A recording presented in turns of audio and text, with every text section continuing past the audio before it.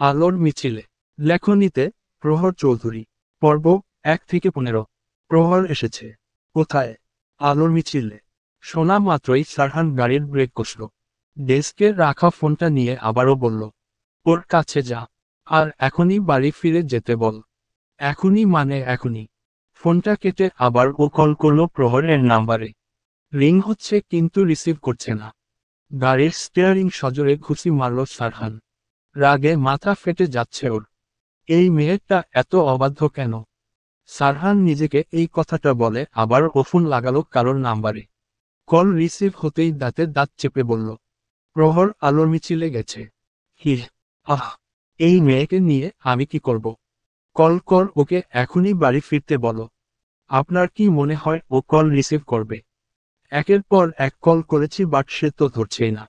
দলের ছেলেদের পাঠাও। ফারদিনকে বলো।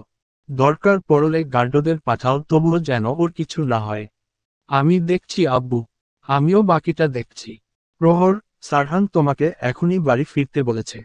জানিয়ে দিন তাকে, আমি ফিরব না। কথা শেষ করে প্রহর সামনের দিকে অগ্রসর হলো। পেছনে যে ফারদিন বারবার ডাকছে, তা যেন শুনতেই পারল না। রাজি হয়নি ও, তোকে বলতে বলেছে যে ও ফিরবে না। ফারদিনের বলা এমন কথায় রাগের রসভাঙ্গে যেন জ্বলতে শুরু করল সারহানের। মাথাটা সিটের সাথে এলিয়ে দিয়ে রাগটা নিবারণের ব্যর্থ চেষ্টা করল ও। কিছুক্ষণ চুপ থেকে পুনরায় বলল, ওখানকার সিচুয়েশন কেমন? একদম ভালো না। এমন চলতে থাকলে পুলিশ যে কোনো সময় টিয়ারশেল নিক্ষেপ করবে। তাছাড়াও অন্যরা উৎপেতে রয়েছে। কত লোক আছে? 200 এর বেশি, আর সবাই প্রহরের ভার্সিটির। ফারদিন, আমাদের দলের ছেলেদের ডাক, ইমিডিয়েটলি। মিছিলের সামনে 2 কাতার, পেছনে আর পাশে ব্যারিয়ারের মতন থাকতে বলবি। একটা স্টুডেন্টের গায়ে যেন আঁচড় না লাগে। আমি আসছি। আরোহী ধর্ষণ মামলায় বিচার চেয়ে একটি বিক্ষোভ মিছিল বের করেছে ইউনিভার্সিটির স্টুডেন্টরা। তাদের দাবি, এখনো কেন পুলিশ আসামিকে ধরছে না? আসামির একজন মন্ত্রীর ছেলে বলে, সাংবাদিকদের লাইভ টেলিকাস্ট চলছে, সেদিকে সামান্য নজর দিল প্রহর। হঠাৎ সামনে দুসারি লোকদের দেখে দেখে কপালে ভাঁজ পড়ল ওর। খেয়াল করল শুধু সামনে না পাশেও আছে। আচমকা কোথা থেকে আসবে চিন্তা করতেই সামনে ফারদিনকে দেখল। যা বোঝার বুঝে ফেলেছে সে। অথচ ফারদিন বা আগত লোক, কারোর দিকেই আর মনোযোগ দিল না সে। সামনে পুলিশ দাঁড়িয়ে। দেখে বোঝাই যাচ্ছে তারাও প্রস্তুত এদের ওপর ঝাঁপিয়ে পড়ার জন্য। পরিস্থিতি খুবই খারাপের দিকে অগ্রসর হওয়ার আগের রাস্তায় বিপরীত সাইডে থামল কালো 3টি গাড়ি। প্রথম গাড়ি থেকে নামল সারহান, পেছনে তার দেহরক্ষীরা নামল। কোনো দিকে না তাকিয়ে শুভ্র রমা পাঞ্জাবির হাতা ফোল্ড করতে করতে মিছিলের সামনের দিকে অগ্রসর হল। সাংবাদিকদের ক্যামেরা ঘুরে গেল সারহানের দিকে। সারহান দেহরক্ষী সহ মিছিলের সামনে ফারদিনের পাশে যেয়ে থামল। পুলিশও থেমে গেল। মিছিলের সামনে স্বয়ং সংসদ সদস্য উপস্থিত। সামনের দিকে অগ্রসর হতে দিল মিছিলে থাকা শিক্ষার্থীদের। সচিবালয়ের যাওয়ার রাস্তার মুখে দাঁড়িয়ে পড়ল সারহান সহ তার দলের সবাই। বাধ্য হয়ে মিছিল ও সামান্য সময়ের জন্য থামল। সারহান মিছিল ভেঙে সামনে যে দাঁড়াল। হাত উঁচু করে উচ্চ স্বরে বলল, আমার কথা শুনুন আগে। কেন এসেছেন আপনারা? সচিবালয়ের সামনে মিছিল নিয়ে যাওয়া পরিণাম কতটা খারাপ হতে পারে আপনাদের ধারণা আছে? এমন বোকামো কিভাবে করতে পারছেন আপনারা? ভিড়ের মাঝের থেকে উঁচু আওয়াজে বলল, তো কি করতে বলছেন আপনারা? আপনাদের সরকার কি করতে বলছে আমাদের? মুখ বুজে সহ্য, নাকি বিচারের আশায় ছেড়ে দিতে বলছেন? কোনটা? প্রহরের এমন কথা বলায় সামান্য বিচলিত হল না সারহান। যেন এমন কিছু হবে জানত। আগের ন্যায় আবারও বলা শুরু করল, আমি বা আমার সরকার কেউই কিছু করতে বলছি না। স্বাধীন দেশে সবারই স্বাধীনতা আছে। তাই বলে এমন কিছু আপনারা করবেন না যেটাতে আপনাদের ক্ষতি হয়। বিচার চাইছেন আপনারা, তাই বলে এমন রাত বেরাতে মিছিল নিয়ে বের হবেন? এখন আমি না আসলে তো পুলিশ লাঠিচার্জ বা টিয়ারশেল নিক্ষেপ করত তখন।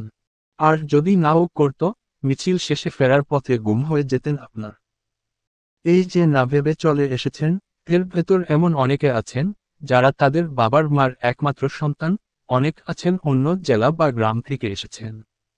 আপনাদের যদি এখন কিছু হয়ে যায়, ভেবেছেন আপনাদের বাবা মায়ের কি হবে? আর যার জন্য মিছিল শুরু করলেন, যার বিচারের আশায়, সেই আপনাদের, যদি কিছু হয়, তখন বিচার চাইবে কারা? যে বোনরা তার বোনের জন্য বন্ধুর জন্য বিচারের আশায় মিছিলের বেরিয়েছেন, আজ নিজের সম্মান নিয়ে যে বাড়িতে ফিরতে পারবেন, নিশ্চিত তো আপনারা? কাল আরোহীর জায়গায় আপনারা থাকবেন না কিভাবে সিওর হচ্ছেন? আমি মানা করেছি না মিছিল করতে, শুধু আপনাদের সচেতন করছি। দিনের যত সময় পাবেন তত সময় মিছিল, আন্দোলন করুন, কিন্তু রাতে নয়। এই আধারে আপনারা অনেক বিপদের সম্মুখীন হতে পারেন। একদল অস্ত্র হাতে নিয়ে যদি কোনো গ্রুপ আসে, হামলা করে আপনাদের ওপর, ভাইয়েদের চোখের সামনে দিয়ে যদি তাদের বন্ধুদের তুলে নিয়ে যায়, তখন কিছু করতে পারবেন আপনারা? তাই আমি বলছি আগে নিজেদের সেফটি দেখুন। আপনারা সুস্থ থাকলে তবেই তো বিচার চাইতে পারবেন। আপনাদের মিছিল তো কারোর পছন্দ নাও হতে পারে। উপস্থিত সবাই চুপ হয়ে শুনল সারহানের কথা। নিশ্চুপ হয়ে থাকতে দেখে সারহান আবারও বলল, পেছনে আমার দলের ছেলেরা আছে, ওরা আপনাদের বাড়ি পৌঁছে দিয়ে আসবে। সবাই ওদের সাথে বাড়ি ফিরে যান। আর সাবধানে থাকবেন, আপনারা কিন্তু চিহ্নিত হয়ে গেছেন, সুতরাং সবাই সাবধানে থাকবেন। সারহানের দলের ভাগ ভাগ হয়ে শিক্ষার্থীদের নিয়ে চলে যাচ্ছ। ভিড় কমাতেই সারহান প্রহরকে টানতে টানতে নিয়ে গাড়িতে ফেলল। সকাল 11:24 বাজে। ড্রয়িং রুমে দাঁড়িয়ে আছে প্রহর। পরনে সাদা কামিজ, সাদা প্লাজো, গলায় সামনে দিয়ে ওড়না ঝুলিয়ে রেখেছে। তুমি এমনটা কিভাবে করতে পারলে মামনি? তোমাকে আমি কাল বললাম। চাচা সাইদ চৌধুরীর প্রশ্নে মাথা নিচু করে ফেলল প্রহর। প্রহরের মা জয়নাব মেয়ের ওপর ক্ষেপে আছে। তাকে ধরে দাঁড়িয়ে আছে প্রহরের চাচি, সারহানের মা আনোয়ারা। যাকে ধরে দাঁড়িয়ে আছে সে। জয়নাব অত্যন্ত ক্ষেপেছে। তোমাকে আমি তোমার মা, সবাই মানা করেছি, তারপরও এমন কিভাবে করলে? অনেকটা রাগী স্বরে মেয়েকে ধমকালেন সামিন। আহ, সামিন মেয়েকে ধমকাচ্ছ কেন? আমি তো কথা বলছি। ভাই সাইদ চৌধুরীর কথায় চুপ করে গেলেন প্রহরের বাবা সামিন চৌধুরী। অথচ এবার আর চুপ করলেন না মা জয়নাব। আপনাদের জন্যও এমন বেয়াদব হয়েছে ভাই। আদর পেয়ে পেয়ে বেয়াদব হয়েছে। শেষে কথাটা দাঁত চেপে বললেন জয়নাব। আহ, জয়নাব, কি শুরু করলি তোরা স্বামী স্ত্রী? সারহানের বাবা তো কথা বলছে। ধমকে কথাটা বলল আনোয়ারা। প্রহর মামনি, তোমাকে আমি কাল সতর্ক করেছি।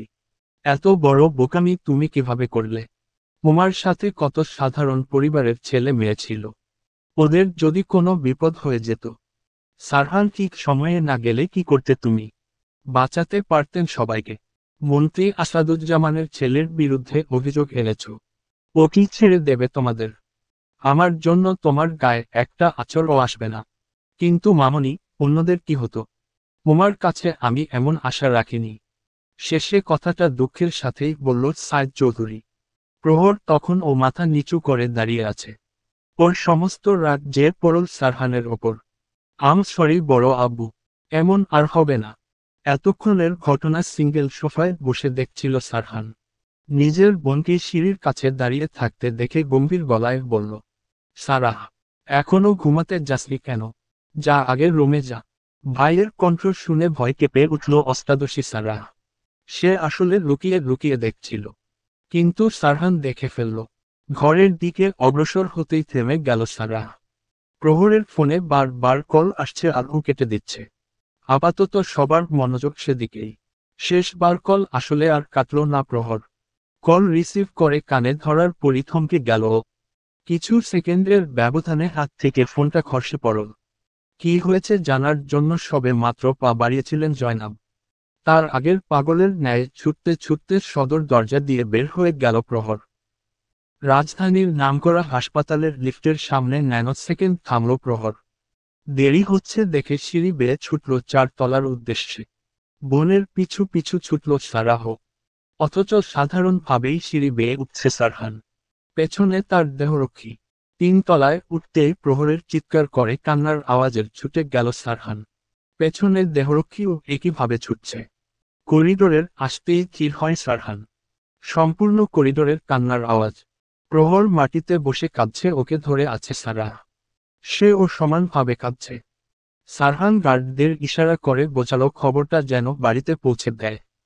সারহান সামনে অগ্রসর হয়ে মাথা নিচু করে দাঁড়িয়ে থাকা ছেলেটার মাথায় হাত রাখল। ছেলেটার নাম আরশ। ও মাথা উঁচু করে সারহানকে দেখে জড়িয়ে ধরে কান্নায় ভেঙে পড়ল। সারহান ও পরম যত্নে আগলে নিল আরশকে। কিছুক্ষণের মাঝেই ছুটে আসলো একটি মেয়ে। পেছনে ফারদিন সহ একজন মধ্যবয়স্ক নারী আর পুরুষ। মেয়েটি পাগলের মতো ছুটে যে স্ট্রেচারে সাদা কাপড়ে মোড়ানো দেহটাকে আঁকড়ে ধরে। আরো চোখ খোল, প্লিজ চোখ খোল, তুই এমন করতে পারিস না, প্লিজ চোখ খোল। মেয়েটির মা এসে মেয়েটিকে ধরল। ইশিকা, থামো মা, থামো, এমন করিস না, ইশিকার মা ইশিকাকে বলল। অথচ ইশিকা কোনো কথা কানেই নিল না। ছুটে গেল প্রহরের কাছে, বসা থেকে টেনে তুলল। এই প্রহর, তুই ওকে বল না উঠতে। এই প্রহরর, বল না। ইশিকা পাগলের মতো প্রহরকে ধরল। প্রহর তখনও মাথা নিচু করে কাঁদছে। ফারদিন যে বোনকে টেনে আনল। ততক্ষণে সারহান ও আরশকে ছেড়ে প্রহরের কাছে গেল। টেনে আনল প্রহরকে। তার ভেতরেই প্রহরের মা বাবা, সারহানের মা বাবা এসে হাজির হয়। জয়নাব এসে মেয়েকে জড়িয়ে ধরে। প্রহর মাকে জড়িয়ে ধরে কাঁদতে থাকে। মেয়ের কান্নায় বুক যেন ফেটে যাচ্ছে জয়নাবের। তার থেকেও বেশি কষ্ট হচ্ছে একটা মায়ের আর্তনাদে। 5 দিন ধরে লড়াই করেছেন মেয়েকে এই পৃথিবীর আলো দেখানোর জন্য। আর এখন সেই লড়াই ফুরিয়ে গেল মেয়ের আকস্মিক মৃত্যুতে। হ্যাঁ, এই সেই আরশি, যাকে বাঁচানোর জন্য লড়ছে তার পরিবার, তার বন্ধু, যার বিচারের আশায় পথে নেমেছে তার সহপাঠী, বন্ধু, জুনিয়র, সিনিয়ররা। নিজেদের প্রাণের চিন্তা না করে বিচার চেয়েছে। অথচ সৃষ্টিকর্তা সকল কিছুকে দমিয়ে নিজের কাছে নিয়ে গেল আরশিকে। প্রহর মাকে ছেড়ে উঠে আরশির কাছে গেল। আরশিকে সফেদ কাপড়ে গলা অবধি রেখে রাখা হয়েছে। মুখের অনেক জায়গায় ক্ষত, লাল হয়ে আছে। প্রহর আরশির ডান হাতটা ধরে বসে পড়ল নিচে, স্ট্রেচারে হেলান দিল। আম সরি আরু, আম সরি। আমি সেদিন কেন তোর ফোন ধরিনি, কেনন? আমি যদি তোর ফোন ধরতাম আজ তুই বেঁচে থাকতি। কথাগুলো বলতে বলতে পাগলের ন্যায় বিলাপ শুরু করল প্রহর। তুই তো আমাদের কথা দিয়েছিলি, এরপরের বার আলোর মিছিলে আমাদের সাথে থাকবি, সবার সামনে দাঁড়াবি, বিচার চাইবি, আমরা সবাই থাকব। তুই এটা কিভাবে করলি আরু? আমাদের ছেড়ে কিভাবে চলে গেলি? ফিরে আয় আরু, প্লিজ ফিরে আয়। তোকে ছাড়া থাকতে আমাদের খুব কষ্ট হবে, প্লিজ ফিরে আয় আয়। প্রহরের বিলাপ শুনে জয়নাব এগিয়ে গিয়ে জড়িয়ে ধরল। আরশির মা আরো ভয়াবহভাবে কান্না শুরু করে। যে কান্না উপস্থিত থাকা প্রত্যেকের হৃদয়ে কাঁপিয়ে তুলল। আরশ যে জড়িয়ে ধরল তার মাকে। প্রিয় বোনের মৃত্যুতে নিজেকে ঠিক রাখতে পারছে না সে। তার ভেতরে মাকে না সামলালে আরো খারাপ কিছু হয়ে যেতে পারে। সাইদ চৌধুরী ছেলের পানে চাইলেন, ইশারা করে বোঝালেন হাসপাতালের সব ফর্মালিটিজ যেন সে করে ফেলে। সারহান বাবার ইশারা পেয়ে চলে। ভার্সিটির মাঠে জানাজা পড়ানো হচ্ছে আরশির। প্রথম কাতারে দাঁড়িয়ে আছে সারহানের বাবা, চাচা ফারদিন সহ তার বাবা, ভার্সিটির প্রফেসর, লেকচারার সহ শিক্ষার্থীরা। বাইরের ভার্সিটির থেকেও বিপুল পরিমাণ শিক্ষার্থীর এসেছে জানাজায় শরিক হতে। ভার্সিটি থেকে জানাজা শেষ হওয়ার পর আরশির নিজ বাড়ির কাছে আবার ওর জানাজা পড়ানো হবে। আরশির মায়ের কথায় ওর দাফন হবে ওর নিজের বাড়ির ভেতরে, বাড়ির পেছনে। জানাজা শেষ হওয়ার পর যখন আরশিকে বাড়ির ভেতরে ঢুকানো হলো, আরশির মা পাগলের ন্যায় ছুটে গেল সদর দরজার কাছে, শেষ একবার মেয়েকে দেখবে বলে। অথচ শরীয়ত মোতাবেক আর দেখানোর নিয়ম নেই। মেয়ের শেষ একবার দেখার জন্য মাটিতে শুয়ে মিনতি করল সবাইকে। কিন্তু দেখানোর কোনো নিয়ম না থাকায় খাটিয়া নিয়ে চলে গেল সবাই বাড়ির পেছনে। দাফন করার আগে শেষ একবার মুখ খুলে দেওয়া হলো আরশির। বাবা ভাই যেন শেষ একবার দেখতে পারে। সারহান তখনও দাঁড়িয়ে আছে ওদের সাথে, একেবারে দাফনের কাজ শেষ হলে যাবে। আচমকা ওর নজর যায় ওপরে ছাদের দিকে। রেলিং ধরে দাঁড়িয়ে আছে প্রহর। দৃষ্টি সাদা কাপড় দিয়ে ডেকে ওই কবরের দিকে। কবরের ভেতর আরশির বাবা আর ভাই আছে। আর বাইরে যেন কোনো পুরুষ কিছু দেখতে না পারে তাই সাদা বড় কাপড় দিয়ে ডেকে রাখা হয়েছে। সেদিকেই এক দৃষ্টিতে তাকিয়ে আছে প্রহর। দাফন সম্পূর্ণ হওয়ার আগ অবধি একইভাবে তাকিয়ে থাকে প্রহর। দাফন শেষ হলে ছাদের রেলিংয়ের সাথে পিঠ ঠেকিয়ে বসে পড়ে প্রহর। খুব করে মনে পড়ছে আরশির কথা। সেদিনের কথা মনে যায় ওর। অতীত। আইসিইউতে আরশির হাত ধরে বসে আছে প্রহর। আরশির অক্সিজেন মাস্ক পরানো। সরি আরু। আমি জীবনে আর কখনো ফোন সাইলেন্ট করব না, প্রমিজ। তুই শুধু একবার ঠিক হয়ে যা। শুধু একবার। তোকে ছাড়া আমার একদম ভালো লাগছে না, একদমই না। তুই তো জানিস, ইশিকার সাথে আমার শুধু ঝামেলা হয়। তুই যদি এমন অসুস্থ থাকিস, আমাদের ঝামেলা মিটমাট করে দেবে কে? বল। আমি বড় আব্বুকে বলেছি ওই জানোয়াকে যেন কঠিন শাস্তি দেই। জানিস আমরা কাল বিক্ষোভ মিছিল করব। আলোর মিছিল করব। যেই আলোর মিছিলে প্রত্যেক মা বোনের বিচার চাইব, যেন কেউ আর শিকার না হয়। ইশিকা খুব অসুস্থ জানিস। তোকে খুব ভালোবাসে যেও। সেদিন রাতে তোকে ওই অবস্থায় দেখে ও অসুস্থ হয়ে গেছে। তুই প্লিজ সুস্থ হয়ে যা, তারপর আমরা তিনজন, আমাদের কমিটির প্রত্যেকে মিছিল করব। তুই যাবি তো আমাদের সাথে? আরশির হাত আলতো করে ধরে ওরা বেডরোর পাশে মাথা রেখে কথা বলছিল। হঠাৎ প্রহর নিজের হাতে অনুভব করে, মাথা উঁচু করে তাকিয়ে দেখে আরশি ওর হাতে আলতো করে নিজের হাত রেখেছে। যার অর্থ ও প্রমিত করল। প্রহর ওর দিকে তাকিয়ে আছে। আরশিও তাকিয়ে আছে, চোখ ভর্তি অশ্রু। যেন প্রহরকে বলতে চাইছে, ও সব সময় সাথে আছে। প্রহর ও তাকিয়ে আছে আরশির দিকে। দুজন যেন চোখে চোখে কথা বলছে। বর্তমান। হাঁটুতে মুখ বুজে কাঁদছে প্রহর। বান্ধবীর মৃত্যু যেন মানায় কষ্ট। আরশি ওর প্রথম বন্ধু, দেশে আসার পর থেকে ওর সাথেই বন্ধুত্ব প্রহরের। জয়নাব ছাদে এসেছে জড়িয়ে ধরল মেয়েকে। আমার দোষ মা। সব আমার দোষ। আমি কেন সেদিন ফোন ধরিনি কেন মা? আমি সেদিন ফোন ধরলে ও আজ আমার সাথেই থাকতো। নাফিসা, আপনি দেখতে পারছেন আরশির জানাজা অনুষ্ঠিত হয়েছে আইতে নিজ ডিপার্টমেন্টের ভবনের সামনে।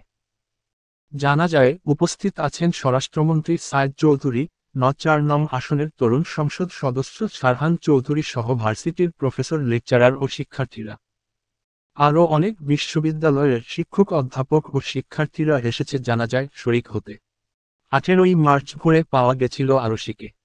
তৎক্ষণাৎ তাকে উদ্ধার করে হাসপাতালে ভর্তি করানো হয়।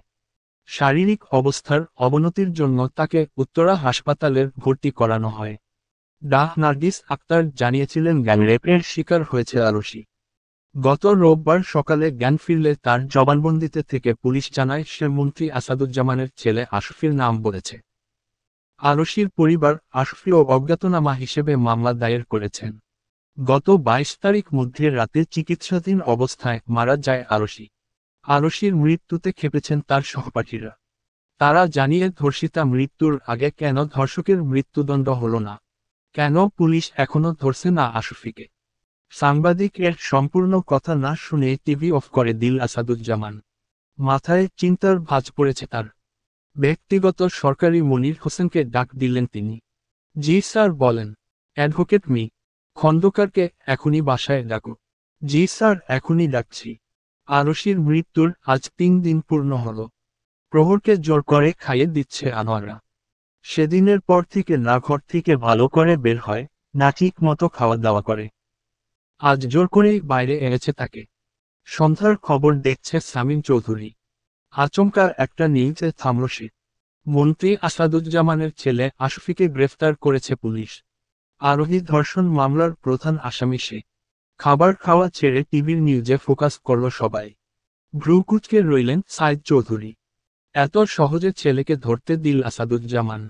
সন্ধ্যায় খবর দেখছে সামিম চৌধুরী।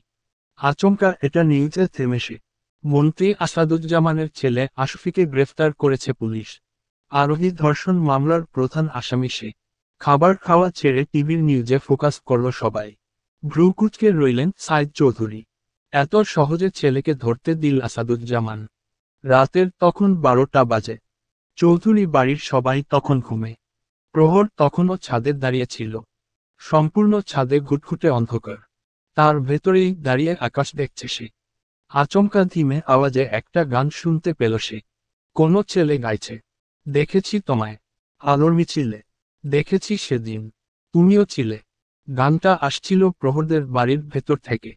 কিন্তু কে গাইবে? তাদের বাড়িতে কে গাইবে? ছাদ থেকে দ্রুত বেরিয়ে গেল সে। এই গানটাকে গাইছে দেখার জন্য, অথচ নিচে এসে আর কোনো গান শুনতে পেল না। আশ্চর্য হলো প্রহর, ও স্পষ্ট শুনতে পেয়েছে কেউ গান গাইছিল, কিন্তু এখন এমন কিছুই শুনতে পেল না। সারাহ থেকে শুরু করে সারহানের ঘরের ও দরজা বন্ধ। সিঁড়ি বেয়ে নিচে নেমে গেল। কিচেন থেকে শুরু করে প্রত্যেকটা জায়গা দেখেছে, কিন্তু কেউ নেই। প্রহর কি তাহলে ভুল শুনেছে? এমনটা তো হওয়ার নয়। হয়তো ভুল কি শুনেছে। অনেক দিন যাবৎ ঘর থেকে বের হয় না বলে হয়তো এমন হয়েছে।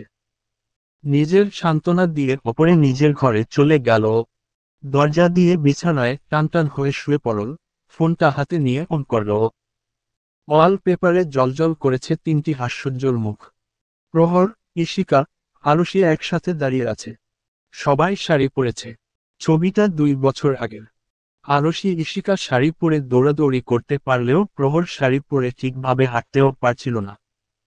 কখনো শাড়ি না পরার দরুণই অবস্থা হয়েছিল তার। সবচেয়ে মজার ব্যাপার হলো সেদিন অনেকগুলো লোকের মাঝে আচমকা প্রহরের শাড়ি খুলে গেছিল। প্রহর কোনো রকম শাড়িটাকে জড়িয়ে ধরে আরুষিকে ডেকেছিল। আরুষি অবাক হয়ে দৌড়ে গিয়ে কোনোভাবে শাড়ি চেপে ধরেছিল। অথচ ঈশিকা, সে তো সেদিন গড়াগড়ি খেয়ে হাসতে না পারায় আফসোস করছিল। পুরাতন স্মৃতি মনে করে চোখের কোণে অশ্রু চলে আসে প্রহরের। ফোনটা অফ করে ঘুমিয়ে পড়েও। খাবার টেবিলে বসে আছে চৌধুরী পরিবারের সবাই। আচমকা একটা মহিলা সার্ভেন্ট আসে। এসে প্রহরকে বলে, প্রহর আম্মাজান, এই ফোনটা আমি আপনার খাটের নিচে থেকে পেয়েছি। সবাই তাকালো সার্ভেন্টের দিকে। প্রহর হাত বাড়িয়ে ফোনটা নিল। ফোনের স্ক্রিন ভেঙে চরম খারাপ অবস্থা। আপি, এই ভাঙ্গা চোরা ফোনটা কার? সারার প্রশ্নে ফোনটা টেবিলে রেখে মলিন হাসল প্রহর। সারার দিকে তাকিয়ে বলল, এটা আরুর ফোন। উপস্থিত সবাই চমকে তাকায়। সাইদ চৌধুরী অবাকের সুরে বলে, এটা তুমি কোথায় পেলে মামনি? এটা আমি সেদিন পেয়েছিলাম বড় আব্বু। আগে ফোন পেয়েছিলাম, পরে আরুকে পেয়েছিলাম। ওকে পাওয়ার পর আর এটার কথা মনে ছিল না। এটা তোমার পুলিশকে দেওয়া উচিত ছিল মামনি। না, বড় আব্বু, এটা আমি আমার সাথেই রাখতে চাই। এমনিও পুলিশকে দিলে কিছুই হতো না। আসামি তো বুক ফুলিয়ে ঘুরে বেড়াচ্ছে। শেষের কথাটা তাচ্ছিল্যের হাসি দিয়ে বলল প্রহর। সাইদ চৌধুরী বললেন, মামনি, আমি নিজে শর্টস লাগিয়েছি। জাস্ট একটা ভুল করবেও, তারপরে অ্যাকশন নিব। তুমি বিশ্বাস করো তো আমাকে?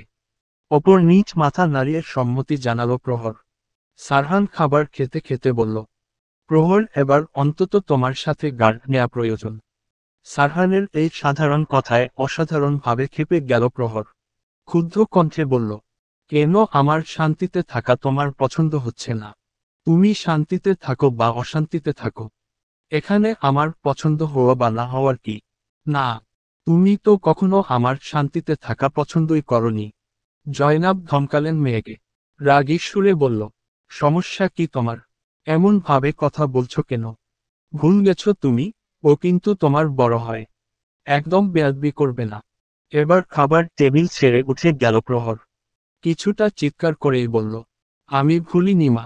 বরং তোমরা ভুলে যেতে চাইছো আমি কি অপছন্দ করি। আমি আগেও বলেছি, এখনো বলছি, আমার এসব মোটেও পছন্দ না। আমার ওপর কিছু চাপানো আমি একদমই পছন্দ করি না, একদমই না। খাবার রেখে বাইরে চলে গেল প্রহর। সারা চিন্তিত হয়ে বলল, আপি, খাবারটা তো খেয়ে যাও। প্রহরের এমন ব্যবহারে অনেকটা রেগে গেল জয়নাব।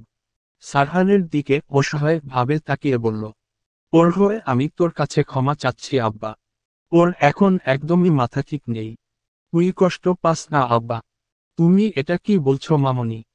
প্লিজ এমন ভাবে বলে আমাকে লজ্জা দিও না। জয়নাব মাথায় হাত রেখে আদর করে দিল। জয়নাবের মুখের দিকে তাকিয়ে হালকা হাসল সারহান, কিন্তু মোটেও রাগ দমাতে পারল না। শুধুমাত্র আরুষির মৃত্যুতে প্রহরের জন্য খারাপ লাগা থেকে কথাটা বলেছিল। নাই, এমন বেয়াদবের সাথে কথা বলে না সারহান। এখন ইচ্ছামতো চড়াতে পারলে রাগ কমতো সারহানের। টেবিলে জুড়ে বসে আছে প্রহরের টিম। এটা একটা এনজিও বললেও ভুল হবে না। এখানে সাহায্য করা হয় সেসব মেয়েদের যারা নৃশংস অত্যাচার, নির্যাতন ও ধর্ষণের শিকার হয়। আইনজীবী যারা হায়ার করতে পারে না, ধনী পরিবারের সন্তানের বিরুদ্ধে যারা মামলা করতে ভয় পায়, সমাজের চাপে যারা বিচার চাইতে ভয় পায়, তাদের হয়ে সাহায্য করে এই টিম। 2 বছরের ও অধিক সময় এনজিওটা তৈরি করেছে প্রহর। অবশ্য সাহায্য তাকে তার চাচা সাইদ চৌধুরী করেছেন। প্রতি মাসে মোটা অঙ্কের অর্থ দেয় সে। ফারদিন সারহান সহ প্রহরের বাবাও অর্থ দিয়ে সাহায্য করে। টেবিলে বসে আছে এনজিওর প্রত্যেকটা সদস্য। প্রহরের বন্ধুরাই বেশি এই টিমে। প্রহর, ইশিকা, আয়মান, আরশি, সজীব, বাদল সহ আরও কিছু জুনিয়র আছে তার ভার্সিটির। আপাতত একটা প্রতিবেদন তৈরি করেছে সবাই। প্রতিনিয়ত আমাদের দেশে দিনে 13 জন ধর্ষণের শিকার হয়। সজীবের কথার বিপরীতে ইশিকা বলে ওঠে, কিন্তু তাদের মধ্যে মাত্র একজনও পুরোপুরি ন্যায়বিচার পায় না প্রতিদিন। গড়ে 2-3 দিনে মাত্র একজন ন্যায়বিচার পায়, তাও অনেক কাঠখড় পুড়িয়ে, বছরের পর বছর অপেক্ষার পর। 13 জনের মধ্যে 12 জনই ন্যায়বিচার থেকে বঞ্চিত। রাগান্বিত হয়ে বলল প্রহর, এটাই আমাদের বাস্তবতা। এবং এটা শুধুই রিপোর্ট হওয়া কেসের হিসাব। ধর্ষণের বহু ঘটনা তো কখনোই থানায় যায় না, সমাজ জানে না। বাদলের বলা কথায় সহমত প্রকাশ করল সবাই। আয়মান বলে ওঠে, 2018 সালে এসেও আমাদের দেশে ধর্ষণের কোনো নির্দিষ্ট বিচার নেই। এখনও আমাদের দেশের মানুষ ধর্ষিতার দোষ দেখে। যে ধর্ষণ করে তার দোষেই সমাজ দেখে না। আরও সে যদি হয় ধনীর দুলাল। প্রহর একটা কাগজ টেবিলে রাখল। সবাই চিড়ে চিড়ে পড়ল কাগজটা। আয়মান বলল, তাহলে তুই এটা আন্তর্জাতিক পর্যায়ে নিয়ে যেতে চাচ্ছিস? আন্তর্জাতিক পর্যায়ে বললে ভুল হবে। আমি জাস্ট এটা ইংল্যান্ডের সাথে যুক্ত করতে চাইছি। তোরা তো জানিস আমি ওইখানে জন্মেছিলাম, ওইখানেই পড়াশোনা করেছি। আমি যদি এটা সফলভাবে করতে পারি তাহলে প্রচুর অনুদান আসবে। আর আমরা এই ক্রাইসিসের বিরুদ্ধে শক্ত পদক্ষেপ নিতে পারব। প্রহরে এমন চিন্তাধারায় খুশি হলো সবাই। ইশিকা বলল, আমাদের সবার আগে সচেতন করতে হবে সবাইকে। তারা যেন এই অন্যায়ের বিরুদ্ধে চুপ না থাকে। অথচ এই কথাটাতে তীব্র অনীহা প্রকাশ করল আয়মান। তার মতে কেউ অন্যায়ের বিরুদ্ধে চুপ থাকে না, ক্ষমতা, সমাজ, পরিস্থিতি চুপ করিয়ে দেয়। ভার্সিটির মেনস্ট্রুয়াল হাজিয়েন ডে হিসাবে একটি অনুষ্ঠান আছে। এই অনুষ্ঠানে প্রধান অতিথি হিসেবে উপস্থিত থাকবে তরুণ সংসদ সদস্য সারহান চৌধুরী। বিশেষ অতিথি হিসেবে থাকছে ভার্সিটির প্রতিষ্ঠাতা ও সভাপতি আইতে দেহরক্ষী সহ উপস্থিত হয়েছে সারহান। সারহানের পার্সোনাল সেক্রেটারি রিয়াদ ও ফারদিন। গেট থেকে ফুলের তোড়া দিয়ে ওয়েলকাম করে ভার্সিটির ভাইস চ্যান্সেলর। তরুণ এমপি হিসেবে খুবই বিখ্যাত সারহান, বিশেষ করে মেয়েদের কাছে। 5 ফুট 11 ইঞ্চি উচ্চতা সারহানের। সুঠাম দেহের অধিকারী, উচ্চতার সাথে একদম পারফেক্ট। মুখে চাপদাড়ি, মোছের 2 প্রান্ত পেঁচিয়ে উপরে তোলা। ফর্সা চেহারার সাথে রাজকীয় একটা ভাব আসে। আবার যখন রেগে যায়, তখন ভয়াবহ রকমের ভয়ঙ্কর লাগে। অনুষ্ঠান শুরু হয় 11 ঘটিকায়। এক এক করে বক্তব্য রাখেন উপস্থিত অতিথিরা, শুধুমাত্র সারহানকে ছাড়া। একটা সময় অ্যাঙ্কারিংয়ে থাকা ভার্সিটির স্টুডেন্ট বলে ওঠে, এবার আমি অনুরোধ করব আমাদের কলেজের শিক্ষার্থী প্রহর চৌধুরীকে মঞ্চে এসে তার মূল্যবান বক্তব্য উপস্থাপন করার জন্য। আমরা সবাই করতালির মাধ্যমে স্বাগতম জানায় তাকে। করতালিতে মুখরিত হয়ে উঠেছে চারিপাশ। অ্যাঙ্কারের আহ্বান পেয়ে স্টেজে গেল প্রহর। মাইকের সামনে যে বক্তব্য শুরু করল নিজের। আসসালামু আলাইকুম। সম্মানিত প্রধান অতিথি, শ্রোতৃবৃন্দ, সহপাঠী এবং উপস্থিত সবাইকে সালাম ও শুভেচ্ছা জানিয়ে আমার বক্তব্য শুরু করছি। আজ আমাদের সাথে একজন সংসদ সদস্য আছেন। সরকার প্রধানের কর্মকর্তা আছেন। সরকারের দৃষ্টি আকর্ষণ করে তাকে বলছি, তিনি যেন আজ আমাদের হয়ে বার্তাটা পৌঁছে দেয়। প্রহরের এমন কথা বলার ধরনে আর চোখে তাকালো সারহান। এই মেয়ের কোনো কিছুই সারহানের পছন্দ না। আজ যে ওর বক্তব্যের মাঝে সারহানকে বাজেভাবে টানাটানি করবে সেটা দারুণভাবে বুঝতে পেরেছে ও। না চাইতেও আবারও প্রহরের বক্তব্যে মনোনিবেশ করতে হলো সারহানের।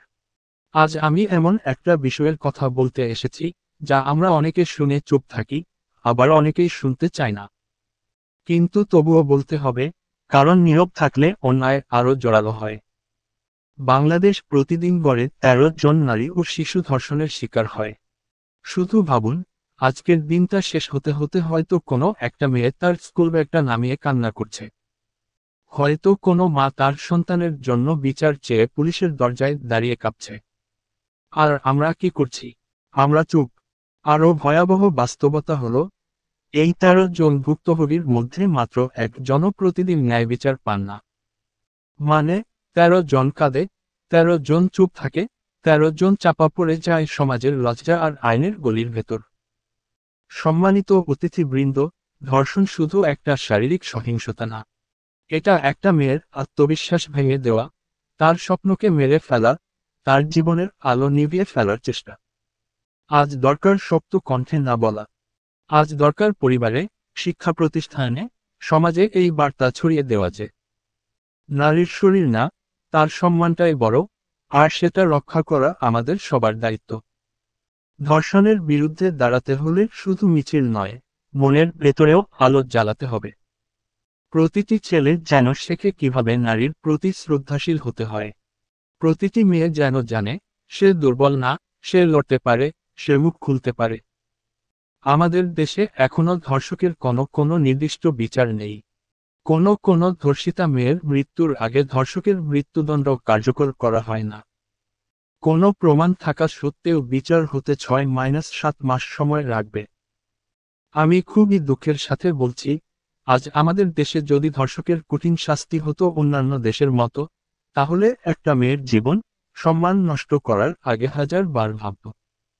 আমাদের দেশের বিচার ব্যবস্থার করুণ অবস্থার জন্য সুযোগ পায় তারা। কোনো প্রশাসন ক্ষমতার কাছে হেরে যায়।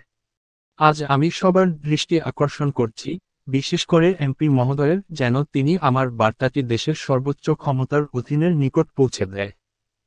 আমি আমার বক্তৃতা এখানেই শেষ করছি, ধন্যবাদ।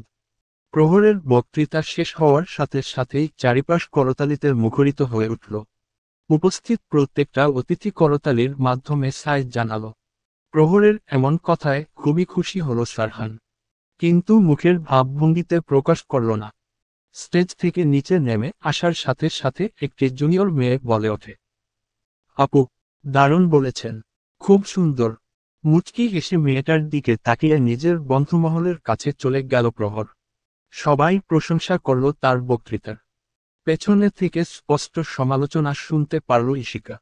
কিছু মেয়ে বলছে, দেখেছিস আপুর কি সাহস, এমপির সামনে তারই দলের ভুল ধরিয়ে দিল। সাহসের প্রশংসা করতে হবে। পাশ থেকে একটা মেয়ে বলে উঠল, তুই জানিস প্রহর আপুকে? যে সংসদ সদস্যকে বসে থাকতে দেখছিস, তার নিজের চাচাতো বোন হয় প্রহর। মেয়েটা চমকে গেল। প্রহর যে সারহানের নিজের চাচাতো বোন সেটা সে জানতই না। এখন আমাদের মাঝে কিছু বলার জন্য অনুরোধ করব সারহান স্যারকে। Sir please. অনুরোধ পাওয়ার পরপরই স্টেজে আসলো সারহান। মাইক হাত নিয়ে চিরচেনা গম্ভীর ভাব বজায় রেখে বলল, আসসালামু আলাইকুম। সবার প্রথমে আমি ধন্যবাদ জানাই আমাকে এই অনুষ্ঠানে আমন্ত্রণ জানানোর জন্য। আমি কৃতজ্ঞতা প্রকাশ করছি এই মঞ্চে আমাকে আহ্বান জানানোর জন্য। প্রিয় বোনেরা ভাইয়েরা, আপনাদের সহপাঠীর মতে, আমরা যদি সত্যিকার অর্থে পরিবর্তন চাই, তাহলে শুধু আমূল তলা নয়, নিজেকেও বদলাতে হবে। আমি সংসদের একজন সদস্য। হয়তো কেউ ভাবছে আমি এখন দাঁড়িয়ে রাজনৈতিক বক্তব্য দেব, কিন্তু আমি চাই আজ আমার প্রতিটি শব্দ গায়ে গায়ে লাগুক আপনাদের। আমার দল যা আজ এত তরুণের মুখে আসার প্রতীক হয়ে উঠেছে, সে দলটা গঠনই হয়েছিল অন্যায়ের বিরুদ্ধে। আমি বলছি, আমরা এই ভয়াবহ নীরবতার সংস্কৃতি ভাঙব। সরকারকে ধন্যবাদ, কারণ তারা এখন অনেক দ্রুত সাড়া দিচ্ছে।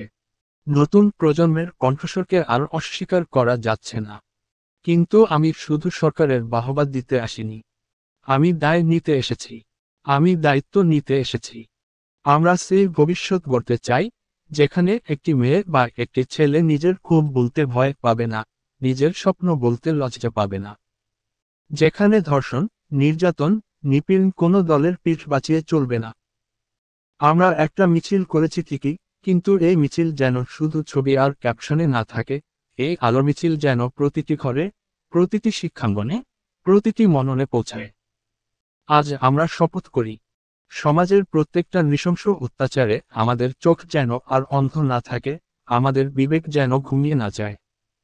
আমাদের নিজেদেরকেই নিশ্চিত করতে হবে। সরকার আইন তৈরি করে দিবে, কিন্তু আমরা যদি কার্যকর না করি, আমাদের সবার আগে সোচ্চার হতে হবে, সচেতন হতে হবে, একসাথে সচেতন হয়ে অন্যায়ের বিরুদ্ধে প্রতিবাদ গড়ে তুলতে হবে। প্রহররা বসে আছে রাস্তার পাশের বেঞ্চে। সজীব দুধ চা আনলো পাশের দোকান থেকে। চা খেতে খেতে আয়মান বলল বাদলকে, এই চা খাওয়া শেষ হলে তুই প্রহরকে বাসায় দিয়ে আসবি, আর আমি ঈশিকাকে। সন্ধ্যা হয়ে গেছে, ওদের বাসায় ও যাওয়ার সময় হয়ে গেছে। আমি এখন যাব না। প্রহর আর ঈশিকা একসাথেই বলে উঠল। ওদের একসাথে বলা কথায় সজীব, বাদল, আয়মান তিনটাই অবাক হয়ে গেল। কি রে, তোরা দুইজন তো কখনো সন্ধ্যার পর বাইরে থাকিস না, কাহিনী কি? বাদল ভ্রু কুঁচকে জিজ্ঞাসা করল দুজনকে। ঈশিকা বলল, আজ না, এবার থেকেও আমি সন্ধ্যার পর পর আর বাড়ি যাব না। এত কড়াকড়ি মেনে কি হবে? সজীব প্রহরকে বলল, তোর কাহিনী কি? ওর আবার কি? দেখ, সারহান ভাইয়ের সাথে ঝগড়া করেছে। ঈশিকার কথায় তাকালো সবাই প্রহরের দিকে। আয়মান চা শেষ করে বলল, তোর সমস্যা কি ভাই? সারহান ভাই এত ভালো, কিসের এত ঝগড়া তোর? পাশ থেকে বাদল বলল, নিশ্চিত তোরা আগে প্রেম করতি না, এই সারাদিন এক্সের মতন ঝগড়া করিস কেন? বাদলের বলা কথায় চা সহ কাপটা ছুঁড়ে মারে প্রহর ওর দিকে। গায়ে চাপুরায় বসা থেকে দাঁড়িয়ে পড়ল বাদল। টি শার্ট ঝাড়তে ঝাড়তে ও বলল, এটা তুই কি করলি? নেক্সট এমন ধরনের কথা বললে গলা টিপে খুন করব। আয়মান বলল, বাদল কিন্তু সত্যি কথা বলেছে। তোরা কি নিয়ে এত ঝগড়া করিস? সারহান ভাই মোটেও খারাপ মানুষ না। এবার প্রহর কিছুটা ক্ষেপে বলল, আমি কোথায় বলেছি ও খারাপ? ও হলো আস্ত একটা বেয়াদব। ঈশিকা চা খেতে খেতে প্রহরের কথা শুনে গলায় বেঁধে কাশি শুরু করল। বাদল ঈশিকার পিঠে থাপ্পড় দিতে দিতে বলল, আজ তোরে বলায় লাগবে। এত ঝামেলার কারণ কি? প্রেম না করলে এত কিসের ঝামেলা? বেয়াদব কার সাথে প্রেম তো দূরে থাক। আমি তো কথায় বলতে চাই না, সব কিছুকে ও ওর মতো ভাবে, লাইক সব ওর মতো চলতে হবে।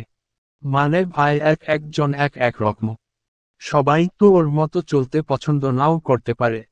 যখন আমি প্রথম দেশে এসেছিলাম, তখন ওকে ভালোই লাগতো সারার মতো। কিছু দিন থাকতেও শুরু করলো ও প্রহর এটা করা যাবে না, প্রহর ওটা করা যাবে না, সন্ধ্যার পর বাইরে থাকতে পারবা না, বাইরে বের হলে গার্ড নিয়ে যাবা, গাড়ি নিয়ে যাবা, ইত্যাদি ইত্যাদি। মানে কতক্ষণ সহ্য করা যাবে? আমি লন্ডনে বড় হয়েছি, কখনো মা বাবা কোনো ব্যাপারে নিষেধ করেনি। আচমকা যদি কেউ তোদের বলে এটা না করতে ওটা না করতে, তোরা সহ্য করতি?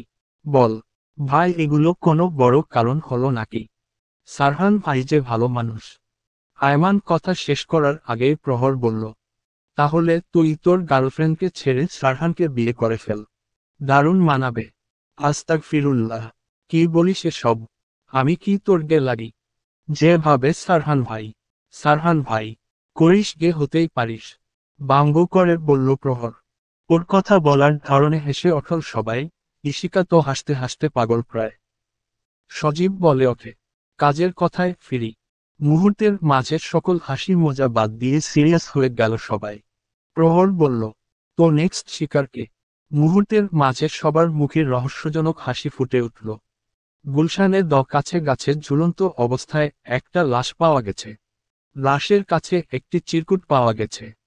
চিরকুটে লেখা আছে, আমি একজন ধর্ষক এবং এটাই আমার প্রাপ্য শাস্তি।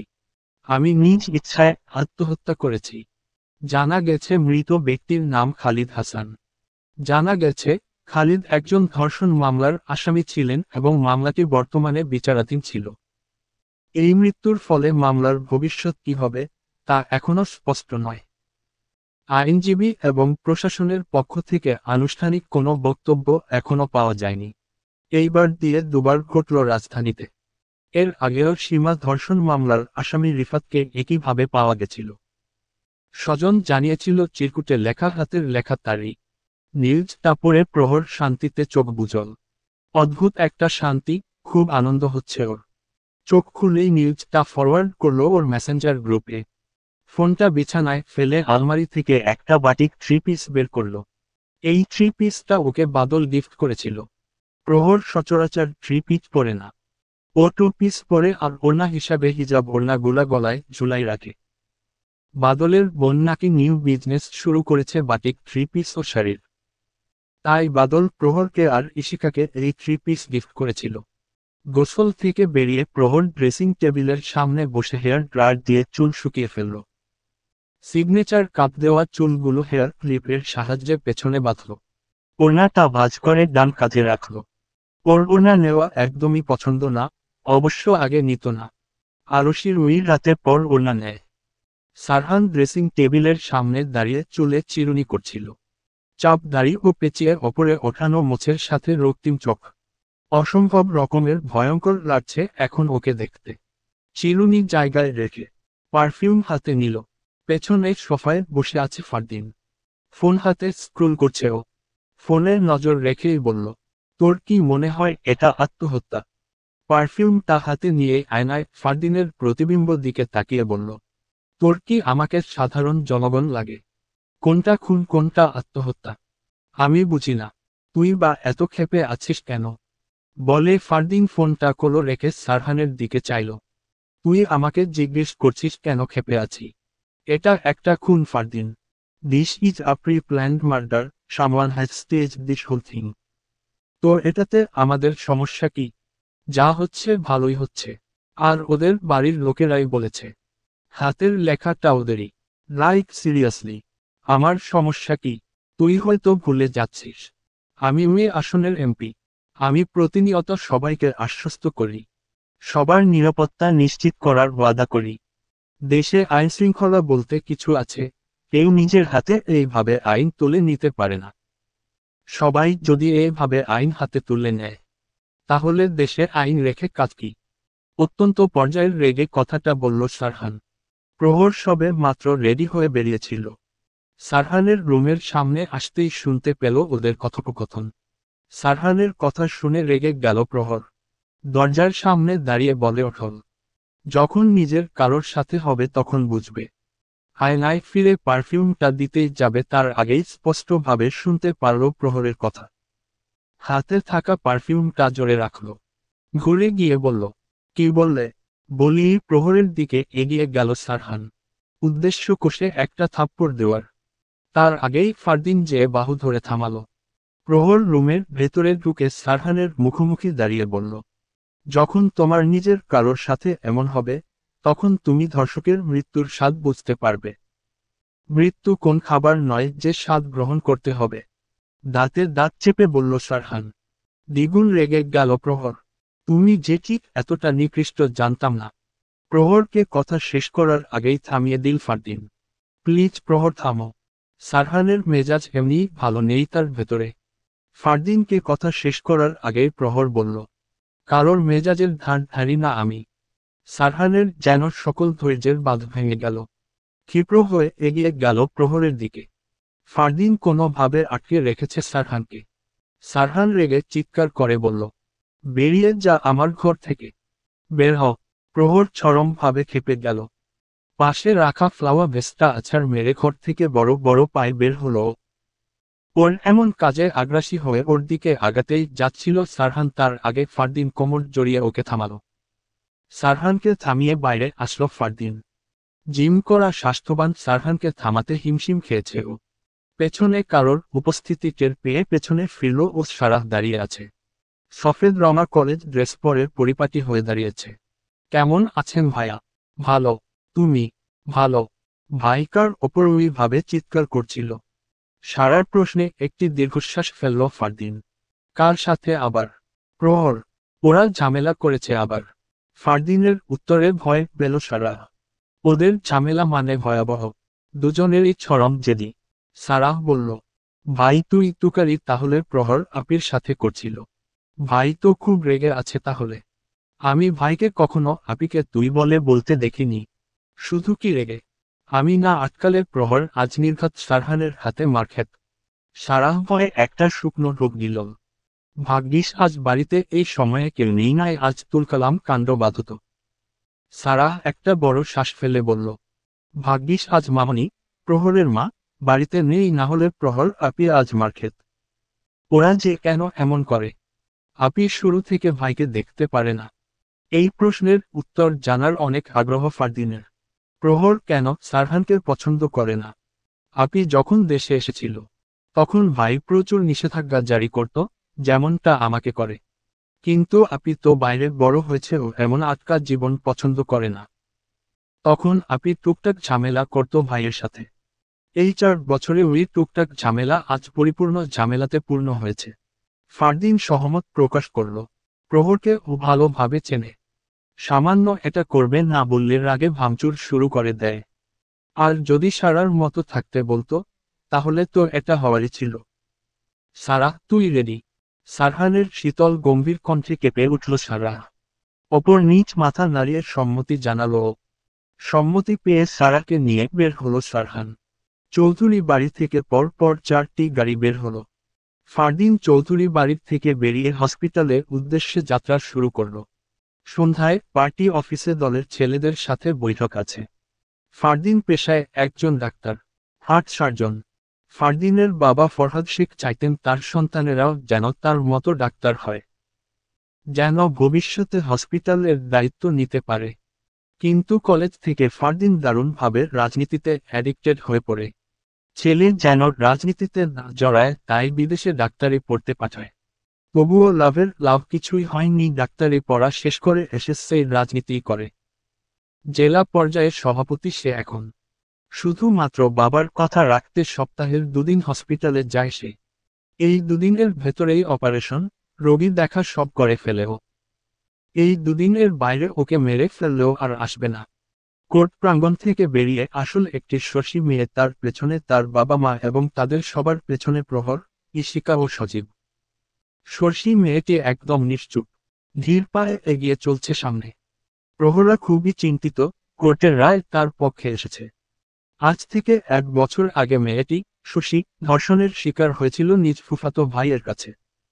আজ সেই ধর্ষণে বিচার হলো। যাবজ্জীবন কারাদণ্ড দেয়া হয়েছে। অথচ মেয়েটি সামান্য ও খুশি নয়। মুখ দেখে কোনো অনুভূতি বোঝা যাচ্ছে না। শশী মেয়ে শশী কিছুটা দূরে দাঁড়িয়ে পড়ল। পেছনে ফিরে প্রহরের দিকে চাইল। প্রহর ও ধীর পায়ে এগিয়ে গেল শশীর দিকে। কিছু বলবে তুমি? প্রহর প্রশ্ন করল শশীকে। পেছনে সজীব, ঈশিকা আর শশীর বাবা মা দাঁড়িয়ে। আচমকা সবাইকে অবাক করে দিয়ে শশী জড়িয়ে ধরল প্রহরকে। শশী ফুপিয়ে ফুপিয়ে কাঁদতে কাঁদতে বলল, আমি বিচার পেয়েছি আপু, আমি বিচার পেয়েছি। শশীর এমন কান্নায়, জড়িয়ে ধরায় প্রহর পরম যত্নে মাথায় হাত বুলিয়ে দিল। আমি তোমাদের অনেক কষ্টে দিয়েছি আপু, আমাকে ক্ষমা করে দাও। তোমরা না থাকলে আমি আজ বিচার পেতাম না আপু, ধন্যবাদ তোমাদের। শশীর বলা কথায় পুরনো দিনের কথা মনে পড়ল প্রহরের। শশী ধর্ষণের শিকার হওয়ার পর কোনোভাবেই মামলা করতে রাজি ছিল না। না শশী নিজের রাজি ছিল, না ওর বাড়ির লোক রাজি ছিল। তারা বিষয়ে তাকে কোনোভাবে করতে তুলতে চাইছিল না। তাদের মতে মামলা করার ফলে সমাজ শশীকে ঘৃণা করবে ধর্ষিতা হিসেবে। ওর জীবন শেষ হয়ে যাবে। অথচ এই ভুল ধারণা প্রহররা ভাঙতে চেয়েছিল। তারা প্রায় প্রতিদিনই যেত, যেয়ে বোঝাতো লড়াই করার জন্য। অথচ ওর পরিবার কোনোভাবে রাজি ছিল না। বারবার অপমান করে বের করে দিত। এমনকি পুলিশের ভয় দেখিয়েছিল ওদের। কিন্তু প্রহররা তারপরও থামেনি। বারবার যেত এবং দীর্ঘ 1 মাস চেষ্টার পর রাজি করাতে পেরেছিল ওদের। আল্লাহর রহমতে সেই বিচার পেয়েছে শশী। শশীর মা ঈশিকার হাত ধরে বলল, আমাদের মাফ করে দিও মা। সে সময় কোনো কিছু না ভেবেই তোমাদের সবাইকে অপমান করেছি, খারাপ ব্যবহার করেছি। আমাদের মাফ করে দাও। আন্টি এমন বলবেন না। আজকের দিনটা শশীর জন্য আপনাদের জন্য খুবই গুরুত্বপূর্ণ। পুরনো কথা মনে করে দিনটি নষ্ট করবেন না। সজীব অনুনয় করে বলল শশীর মাকে। চেনা পরিচিত চায়ের দোকানে বসে আছে প্রহর, সজীব, ঈশিকা, বাদল। আজ খুবই আনন্দের দিন ওদের কাছে। আজ আরও একটা মেয়ে বিচার পেয়েছে। দীর্ঘ 1 বছর ধরে করা লড়াইয়ের বিজয় পেয়েছে ওরা। অফিস রুমে সবাইকে মিষ্টি খাইয়েছে শশীর বাবা। ভদ্রলোক আজ অনেক খুশি। বাব্বা, আমাদের প্রহর মাঝে আজ সুতির বাটিক 3 পিস পরেছে। ব্যাপার কি? সব সময় রিয়েল পাকিস্তানি 3 পিস পরা বড় লোক আজ এই অধমের দেওয়া 3 পিস পরেছে, কাহিনী কি? বাদলের বলা কথায় বিরক্ত হলো প্রহর। এই ছেলেটা সব সময় বাজে বকে, কোনো কিছু সিরিয়াস না। সজীব চা এনে সবাইকে দিল। প্রহরকে চুপ থাকতে দেখে বলল, যাই বলিস ভাই, তোকে কিন্তু দারুণ লাগছে। চোখ টিপ দিয়ে বলল সজীব। বাদল দেখে একটা লাথি মারল ওকে। এটা তো হবে না। তুমি প্রেম ও করবা, আবার সুন্দরী বান্ধবীকে পটানোর চেষ্টাও করবা, এটা তো হবে না। অহু অহু, হাত দিয়ে না দেখালো বাদল। এদের কাণ্ড দেখে হাসল ঈশিকা। ঈশিকা বরাবরই খুব হাসে।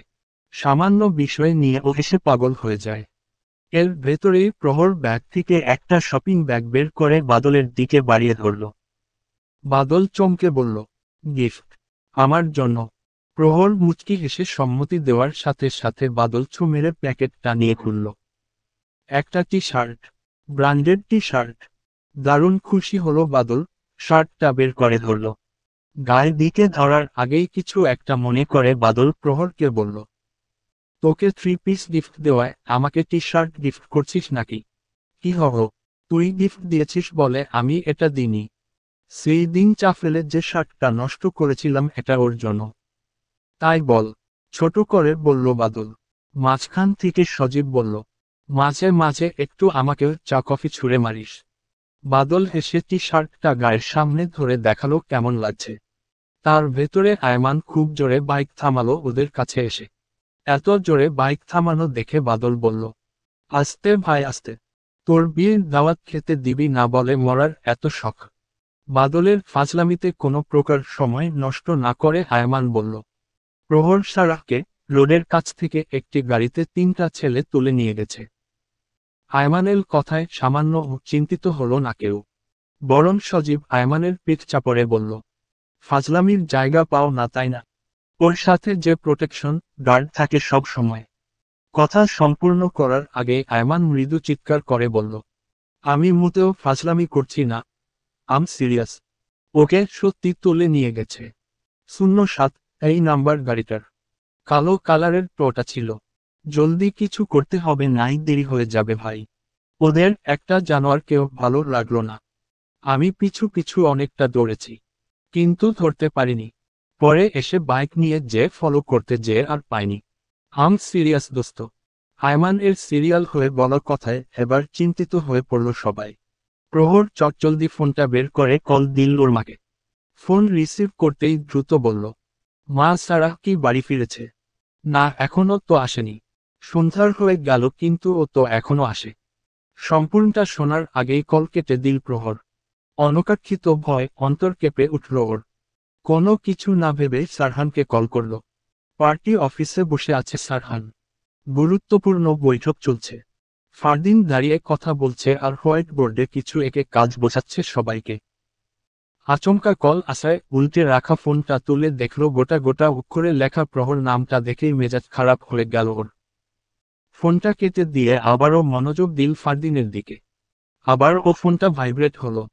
দলের একটা ছেলে বলল, ভাই আজেন্ট কল হলে রিসিভ করেন। আজেন্ট নয়। ছোট বাক্যে এই কথা শেষ করে আবার ও মনোযোগ দিল সারহান। বার ফোন দেওয়ায় সারহান ফোন ধরছে দেখে অসহায় হয়ে তাকালো ঈশিকার দিকে। ততক্ষণে সজীব, বাদল ওদের বাইক নিয়ে হাজির। ঈশিকা এবার ফারদিনকে কল করল। ফারদিনের কল আসতেই টেবিল ভর্তি সবাই তাকালো। ফারদিন পাশের একটা ছেলেকে বলল কে ফোন করেছে দেখতে। ছেলেটি বলল ঈশিকা। ফারদিন আদেশ ছুড়ল ফোনটা ধরে লাউড স্পিকারে দিতে। হ্যালো ভাই, সারাহকে একটা গাড়ি করে 3টা ছেলে তুলে নিয়ে গেছে। এটুকুই শোনা মাত্র সারহান দাঁড়িয়ে পড়ল।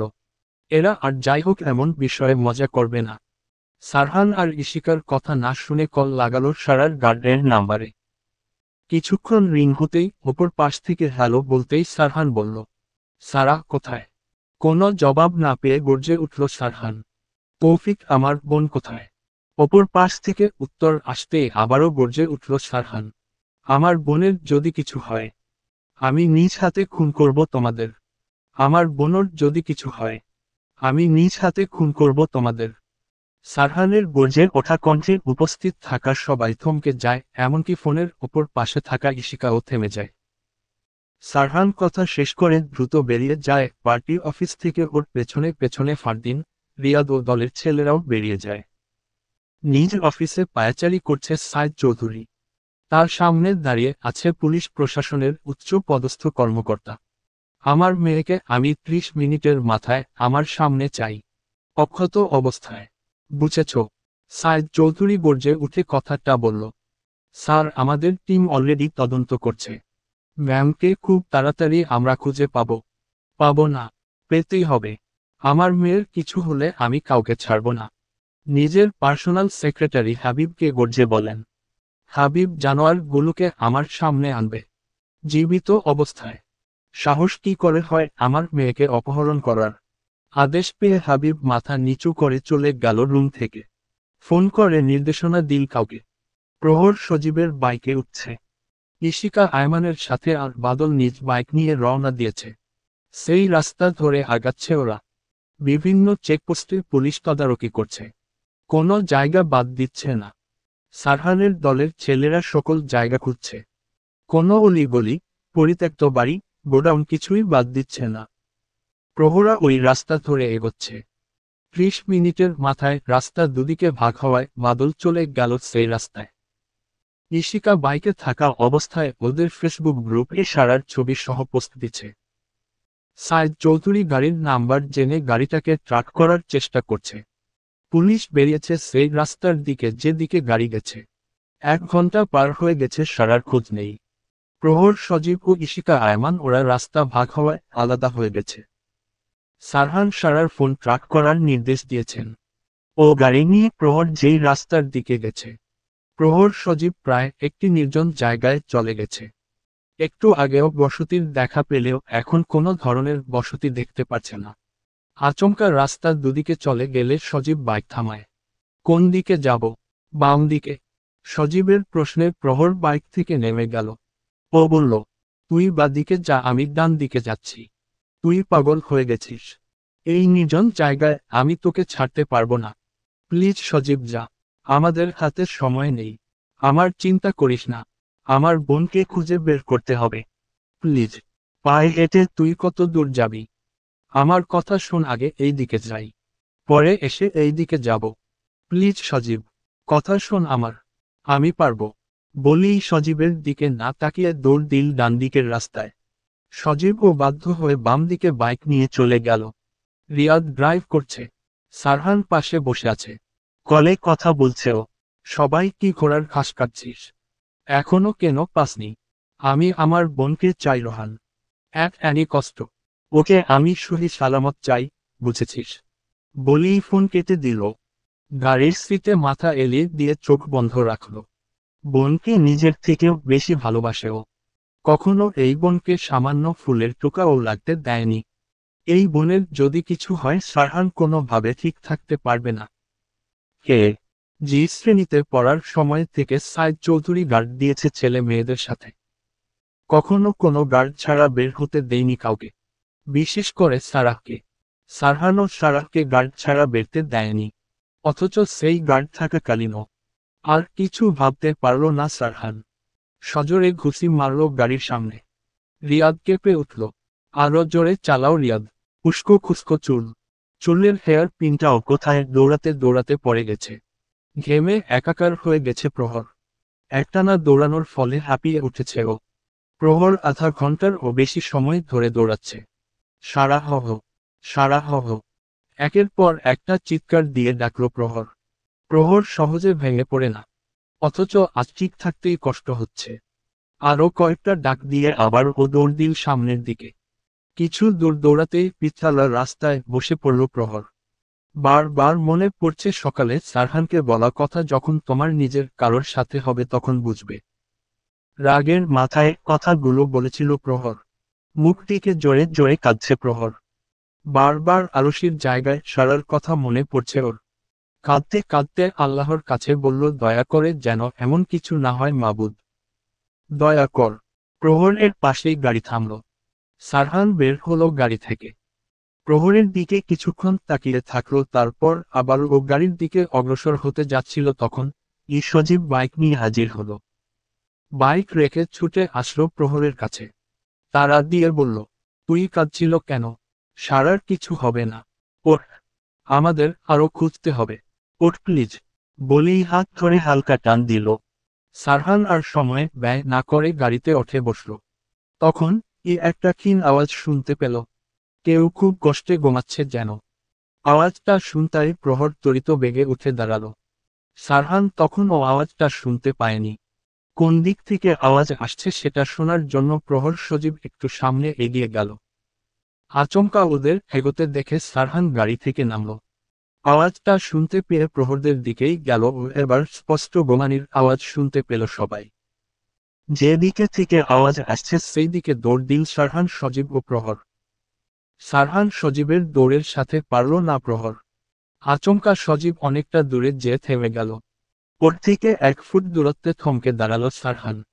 প্রহর থামল না। সারহানের কাছাকাছি যেতেই বিবস্ত্র সারাকে দেখে চিৎকার দিল প্রহর। ছুটে গেল সারার কাছে। বিবস্ত্র সারাকে দেখে চিৎকার দিল প্রহর। ছুটে গেল সারার কাছে, ওড়নাটা নিয়ে কোনোভাবে ঢেকে দিল। সারা তখন ও যন্ত্রণায় ছটফট করছে। সারাকে জড়িয়ে ধরে কাঁদছে প্রহর। সারহান তখনও দাঁড়িয়ে আছে, যেন ও কোনো দুঃস্বপ্ন দেখেছে। জানপ্রিয় বোনকে এমন পড়ে থাকতে দেখে মাথা যেন সব ফাঁকা হয়ে গেছে ওর। আইসিইউ এর সামনে দাঁড়িয়ে আছে সারহান, পাশে ফারদিন সহ আরও অনেকে আছে। সাইদ চৌধুরীকে ধরে দাঁড়িয়ে আছে সামিন চৌধুরী।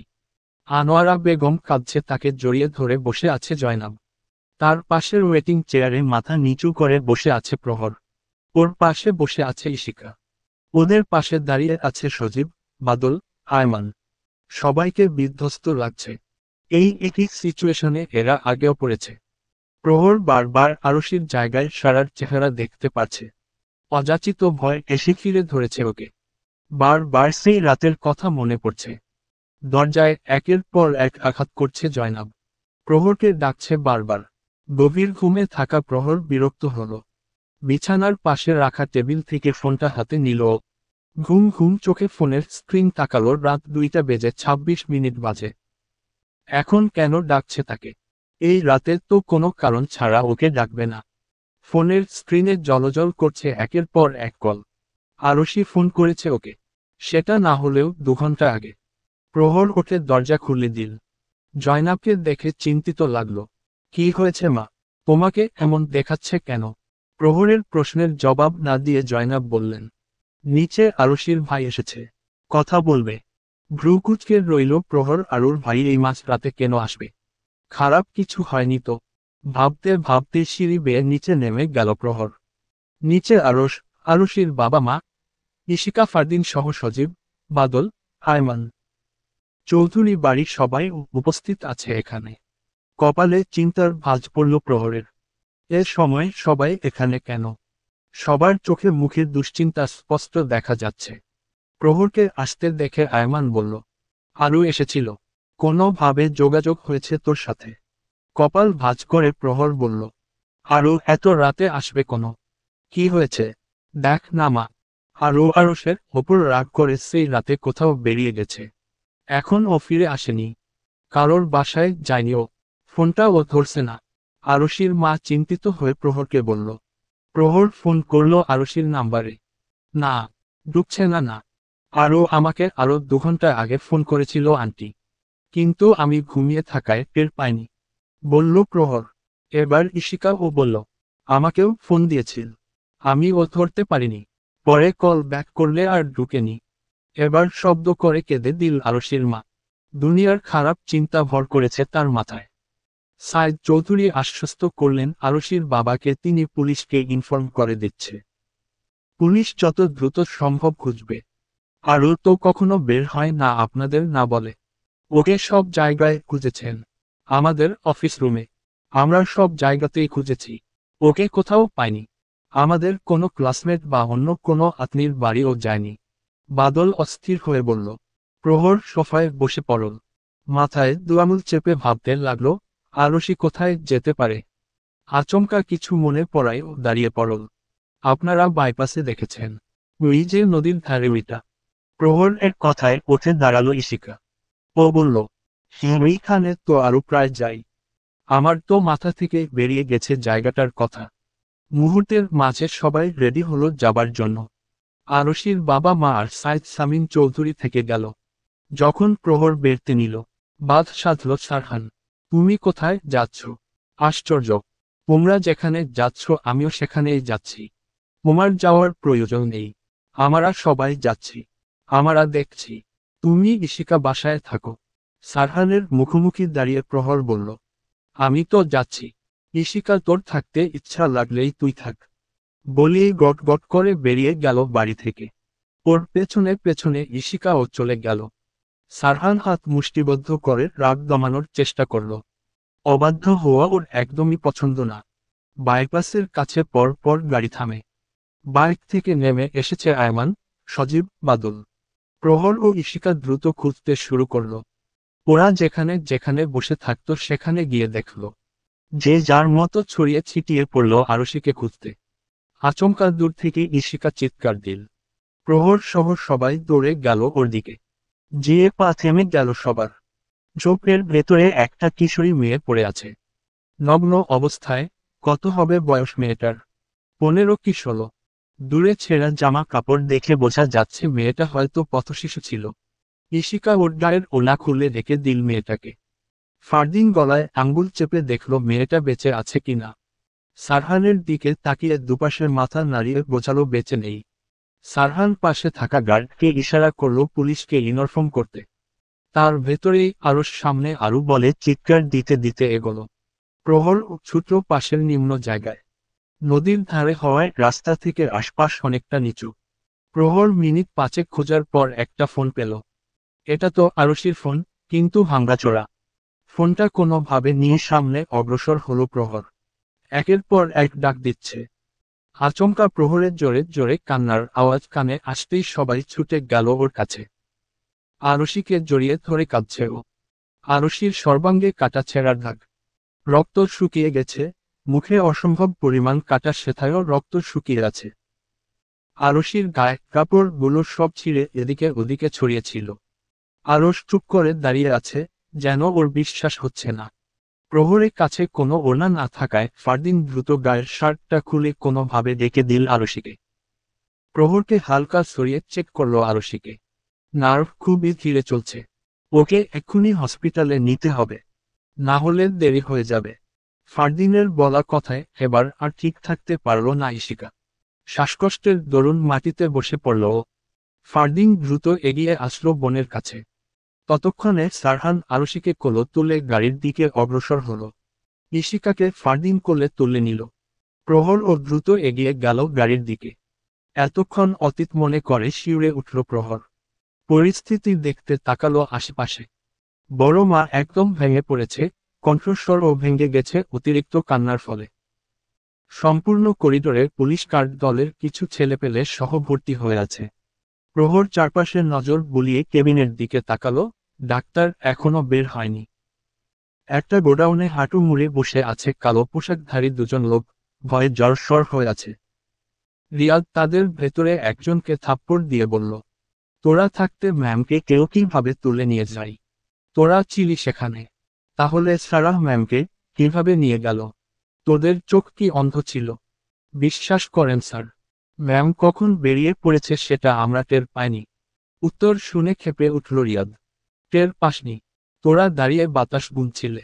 যা ঘটেছে তার জবাব তোদের দিতে হবে, না হলে তোদের লাশের হিসাব আমি নিজেই করব। তোরা পাহারা দিতেছিলে, না নাটক দেখতেছিলি? এমন অন্ধ পাহারাদার রাখার চেয়ে দেয়াল রাখলেও বেশি কাজ করত। মুহূর্তের মাঝে রিয়াদের পা জড়িয়ে ধরল দুজন। আকুতি মিনতি করল বারবার। রিয়াদের ফোন আসায় ওদের বাধার আদেশ দিয়ে বেরিয়ে গেল রুম থেকে। ভাই, জানোয়ারগুলো এখন আমাদের কাছে। রিয়াদের কথা শোনা মাত্রই রক্তচক্ষু নিয়ে তাকালো সারহান। আমি না যাওয়া অবধি যেন ওদের গায়ে কেউ হাত না দেয় রিয়াদ। কুর বাচ্চাগুলোকে আমি বোঝাব ওরা কার কলিজায় হাত দিচ্ছে। সারহানের কথায় মাথা নিচু করে সম্মতি দিল রিয়াদ। আইসিইউ থেকে ডাক্তার বের হওয়া মাত্রই ছুটে গেল সবাই। ডক্টর, আমার মেয়ে কেমন আছে? কাঁপা গলায় জানতে চাইল সাইদ চৌধুরী। ডাক্তার ধীর গলায় বলল, sir, she is out of danger. কাল কেবিনে শিফট করা হবে। এখন আপাতত আপনারা কেউ ভেতরে যেতে পারবেন না। কেবিনে শিফট করার পর দেখা করবেন। বলেই ডাক্তার নিজের নির্ধারিত কক্ষে চলে গেল। আল্লাহর কাছে শুকরিয়া আদায় করলেন সামিন চৌধুরী। সারহান ও শুকরিয়া আদায় করল আল্লাহর কাছে। সারহানের পরনে ছিল সাদা পাঞ্জাবি, যেটা ইতিমধ্যে সারা রক্ত শুকিয়ে গেছে। সারাহকে শ্বাসরোধ করা হয়েছিল, সাথে শরীরের অনেক কাটা ছেঁড়ার দাগ। ক্ষতগুলো সারতে অনেক সময় লাগবে, কিন্তু মনের ক্ষত, তা কি আদেও সারবে? সারহান কোথাও যাওয়ার জন্য পা বাড়ানো মাত্রই সাইদ চৌধুরী শীতল কণ্ঠে বললেন, সারহান, ওদের এমন শাস্তি দেবে যা কেউ কল্পনায়ও ভাবেনি। মৃত অবস্থায় ও যেন শান্তি না পায়। জি আব্বু, বলেই গটগট করে চলে গেল সারহান। সাইদ চৌধুরী তখনও কাচের গ্লাস ভেদ করে অক্সিজেন মাস্ক পরানো সারাহকে দেখছিল। সারাহকে দেখতে দেখতে কথাগুলো বলেছিল সারহানকে। নিস্তব্ধ ঘরে চেয়ারে পায়ের ওপর পা তুলে বসে আছে সারহান। ওর মুখোমুখি অজ্ঞান হয়ে পড়ে আছে তিনটি ছেলে। এই জসিম জ্ঞান ফেরার এদের। সারহানের আদেশ পাওয়া মাত্রই এক বালতি পানি ছুঁড়ে মারল জসিম নামের ছেলেটি। পানি ঢালার পরপরই চোখ পিট পিট করে তাকালো ছেলে তিনজন। সবার চোখে মুখে স্পষ্ট হয়। সারহান চেয়ার থেকে উঠে দাঁড়ালো, ডান হাত বাড়ালো রিয়াদের দিকে। মুহূর্তের মাঝে রিয়াদ একটি মোটা লাঠি এগিয়ে দিল, লাঠির মাথায় অসংখ্য পেরেক। সারহান এগিয়ে যেয়ে একটা ছেলেকে লাঠি দিয়ে আঘাত করে। মুহূর্তের মাঝে রক্তাক্ত হয়ে মেঝেতে পড়ে গেল ছেলেটি। বাকি দুটো ছেলে সারহানের পা জড়িয়ে ধরে বলল, স্যার, ভুল হয়ে গেছে, আর হবে না। গর্জে উঠল সারহান, কি বললি বাচ্চা? ভুল বলি নিচু হয়ে চুল ধরল। কার গায়ে হাত দিয়েছিস জানিস? আমার বোন, আমার কলিজার দিকে। ওর দিকে ভুল তো দূরে থাকে, চোখ উঠিয়ে তাকানো নিষেধ। আর তোরা সেখানে? বলি একটা থাবা দিল মুখ বরাবর। ছেলেটা সামলাতে না পেরে পড়ে গেল। জসিম, ডাক পেতেই জসিম পেছনে দুটো ছেলের দিকে তাকাতেই ছেলে দুটো এগিয়ে গেল। পড়ে থাকা ছেলেদের কাছে যেয়ে তুলে দাঁড়ান করাল। পুরুষাঙ্গ বরাবর একের পর একটা লাথি দেই। চিৎকারে কেঁপে উঠে সম্পূর্ণ ঘর। সারহান এবার আরাম করে চেয়ারে বসল, অথচ চোখ এখনও লাল হয়ে আছে। যখন ছেলেগুলো বেহুশ হয়ে গেল, সারহান ওঠে নির্দেশ দিল আবারও পানি ঢালার। আদেশ পাওয়া মাত্রই পানি ঢালল জসিম। ওরা যেন জ্ঞান না হারায়। ওরা জ্ঞান হারালে তোদের পুঁতে ফেলব আমি। এই দড়ি আনো। রিয়াদ দড়ি এগিয়ে দিল। সারহান দড়ি হাতে ফাঁস দিল একটা ছেলের। গলায় ফাঁস লাগানোর দরুন শ্বাস নেওয়ার জন্য ছটফট করতে লাগল। শেষ মুহূর্তে থেমে গেল সারহান। সারাহকেও ঠিক এমনভাবে গলায় ফাঁস দেয়া হয়েছে। এত সহজে তো মারবে না ওদের। সামনে এসে বলল, ওদের কলিজা বের কর, হাতগুলোতে আগুন লাগা, ওদের লাশ যেন কেউ চিনতেও না পারে। সারাহকে কেবিনে শিফট করেছে, কিন্তু এখনো জ্ঞান ফেরেনি।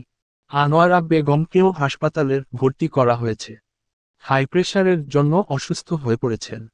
সাইদ চৌধুরীর বাসায় পাঠিয়েছে সারহান। আপাতত হাসপাতালের আছে ফারহান, প্রহর ও জয়নাব। জয়নাব আনোয়ার বেগমের কেবিনে আছেন। সারহান একটা পোলো শার্ট আর ট্রাউজার পরেছে। ও দাঁড়িয়ে আছে সারার কেবিনের সামনে। সারহান, মাথা নিচু করে ডাকল প্রহর। না তাকিয়ে সারহান বলল, শুনছি। আমি সত্যি কথাগুলোর আগের মাথায় বলেছিলাম। আমি কখনো এমন কিছু হোক তা চাইনি। কথাগুলো বলতে বলতে প্রহরের গলা কেঁপে উঠল। কোনোভাবে কান্না আটকে বলেছে। সারহান ফিরে তাকালো প্রহরের দিকে। তাকিয়ে বলল, আমি জানি এমন কিছু হোক তুমি কখনো চাওনি। শীতল কণ্ঠে বলল সারহান। প্রহর তাকালো ওর দিকে। পারলে আমাকে মাফ করে দিও। সারহান তাকালো প্রহরের দিকে। চোখে ছিল শীতলতা। ট্রাউজারের পকেট হাত ঢুকিয়ে সামনে তাকিয়ে বলল, আব্বু যখন প্রথম এমপি হয় তখন আমার 9 বছর বয়স। তুমি তখন মামনির গর্ভে, মামনি চাচ্চু তখন ইংল্যান্ডে চলে গেছে। সব কিছু ঠিকই চলছিল। আচমকা একদিন আমার স্কুল থেকে একটা ছেলেকে অপহরণ করা হয়েছিল। সে ছিল শেষ সময়ের ডিআইজির ছেলে। ডিআইজি হয়েও তার ছেলেকে খুঁজে পেয়েছিল না। ছেলেটিকে পরে মৃত অবস্থায় পাওয়া গেছিল। ওই দিনের পর থেকে আব্বু আমাকে গার্ড ছাড়া বেরতে দিত না। সাথে গার্ড থাকা আর স্বাধীনতা চলে যাওয়া একই ব্যাপার। আমার কোনো সমস্যা হতো না। যখন সারা হয় তখন আমার 14 বছর বয়স। আমি সম্পূর্ণ রাত ওর পাশে বসে থাকতাম। খুব খুশি ছিলাম বোন হওয়ায়। ও স্কুল যাওয়া শুরু করলে আমি নিজে দিয়ে আসতাম, নিয়ে আসতাম। যখন ভার্সিটিতে ভর্তি হলাম, তখন সময় থাকতো না ওর সাথে আগের মতো মেশার। সে সময় আব্বু ওর প্রোটেকশনের কথা চিন্তা করে গার্ড দিয়েছিল। সারা কখনো আমাদের কথা অমান্য করেনি। কারণ কি জানো? ভালোবাসা। ও ভালোবাসে আমাদের। আমরা সবাই যেন নিশ্চিন্ত থাকি, তাই ও গার্ড নিত সাথে। কখনো বলেনি ভাই আমার গার্ড ভালো লাগে না, কখনো কোনো বিষয় নিয়ে না করনি। ও সেদিন কোচিংয়ের মেইন গেট দিয়ে না বেরিয়ে অন্য গেট দিয়ে বেরিয়েছিল, যেন গার্ডরা ওর সাথে না আসে। এতটুকু শুনে প্রহর জিজ্ঞাসু দৃষ্টিতে তাকালো সারহানের দিকে। সারা কখনো গার্ড ছাড়া চলে না।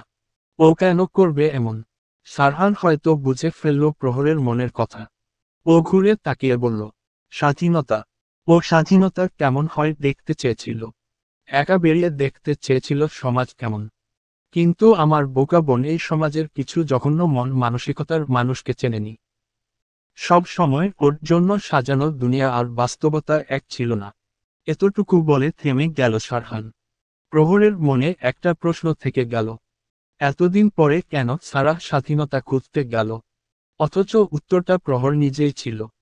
ওকে দেখেই সারার অষ্টাদশীর মনে কৌতূহল জেগেছিল, গার্ড ছাড়া কোনো কড়াকড়ি ছাড়া বাইরেটা কেমন। সারহান প্রহরের কথা চিন্তা করে উত্তরটা দিল না। সারার জ্ঞান ফিরেছে 3 দিন পর। খুবই দুর্বল ও। জ্ঞান ফেরার পর থেকে অস্বাভাবিক আচরণ করছে ও। কথা বলছে না ও। যেন আলাদা হয়ে গেছে সবার থেকে। রুমে এখন প্রহর সহ সবাই আছে। সারা কেমন আছো? ফারদিনের প্রশ্নে চুপ করে থাকলো ও। সারা সবার প্রশ্নের উত্তর দিচ্ছে না। মা কোথাও কষ্ট হচ্ছে? সাইদ চৌধুরী জিজ্ঞাসা করল। এবারও চুপ করে গেল ও। ফারদিন একটা দীর্ঘশ্বাস ফেলে সবাইকে বাইরে আসতে বলল। একমাত্র প্রহর থেকে গেল কেবিনে। কেবিন থেকে বেরোনোর পর পরই ফারদিন বলল, সারা এখন মানসিকভাবে ঠিক নেই। আমি একটা সাইকিয়াট্রিস্ট সাজেস্ট করব। হসপিটাল থেকে নিয়ে ওকে রেগুলার চেক আপ করাবেন। ওকে এখন একা রাখবেন না। সব সময় ওর সাথে থাকবেন, বাইরে ঘুরতে নিয়ে যাবেন। ও এখন একদম এসব পছন্দ করবে না, একা একা থাকতে চাইবে। কিন্তু তারপরও জোর করে আপনাদের ওর সাথে থাকতে হবে। জোর করে কথা বলতে হবে। নিজ কেবিনে বসে আছে ফারদিন। সদ্য মাত্র রোগী দেখে শেষ করল ও। বাইরের কোনো বিষয়ে ন্যূনতম খেয়াল নেই ওর। অতীতের ঘটনায় দারুণভাবে ডুবে আছে ও। আজ থেকে 2 বছর আগের কথা।